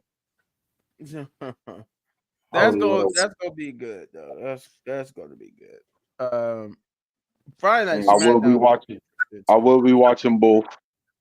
So SmackDown gonna be interesting, but we're gonna get out of here. We've been on here long enough. We took enough of your Sunday night. Um, we're gonna start off with Chris we're gonna start with the Recipe podcast. Get over there and subscribe to the Recipe podcast because this is what's bringing you this video. Make sure you hit that like, subscribe, share, hit that notification button, do all those great things. Get us to 500 subscribers because there might be a pot of gold at the end of the rainbow. Somebody's gonna get lucky when we get to that point. But make sure you do that first. Then when you do that, you see that man right there, Chris. Get over to Chris Wrestling Views. Go there, subscribe to his channel. That man's almost to his first YouTube plaque, so we want to get him there so he could get that lovely, lovely call from YouTube. Give him the information for that. So get over there and subscribe to Chris Wrestling Views. And hit that like, subscribe, share, hit that notification button. Do that for that there. And then you see this man right here, Leo, right? Get over to his channel. And Mr. Blake. just for context, I forgot to do that I myself. need to get. I need to If get you're one of those. wondering how to spell our channels, that's it right there. This is our names. So get over there to Leo, Kicking It with Leo. That's his YouTube channel. Go there and follow that and follow him, where he does wrestling content as well. So hit that like, subscribe, share, hit that notification button for him as well. As you can see, this is how you spell Chris's channel. Is Chris with a K, not with a C. Just like how they do with Mortal Kombat. Then you got me, Little Bit Man Gaming. Go there, subscribe to my channel where I do wrestling, movie reviews, gameplay. I do all that type of stuff. I even got a new video up there where I did a I watched that live Call of Duty one, by the way. Call of Duty Black Ops 6. So I got stuff, I got content on there as well. So you go there and hit that like, subscribe, share, hit that notification button for me as well. I think Punch said he's still working on his channel. but his Yep, channel it is will. no. It will be fixed by the end of the year. So we Oh, will be Yeah. good on that. But he, in the meantime, he does when he do get a channel, but it's a good thing to know that he does music and wrestling videos as well. So with that being said, we all gonna sign off. Get ready for this work week. Um, yeah. Shouts out to Shay. I don't think she could be here because she was at a football game, it looked like. But if you don't know, get over to her channel too, know the rules, and hit that like, subscribe, share, hit that notification button, do all those great things for her. Jeff, he also couldn't be here. Shouts out to him. Get over to his channel, Death Wrestling 23. Subscribe to his channel, get him to 500 subscribers. And shouts out to Hector, who couldn't be here as well. So, with that being said, with all everybody in the Rusty Pit podcast crew shouted out, we are signing off by saying, as we always do, Resident Pit podcast, baby.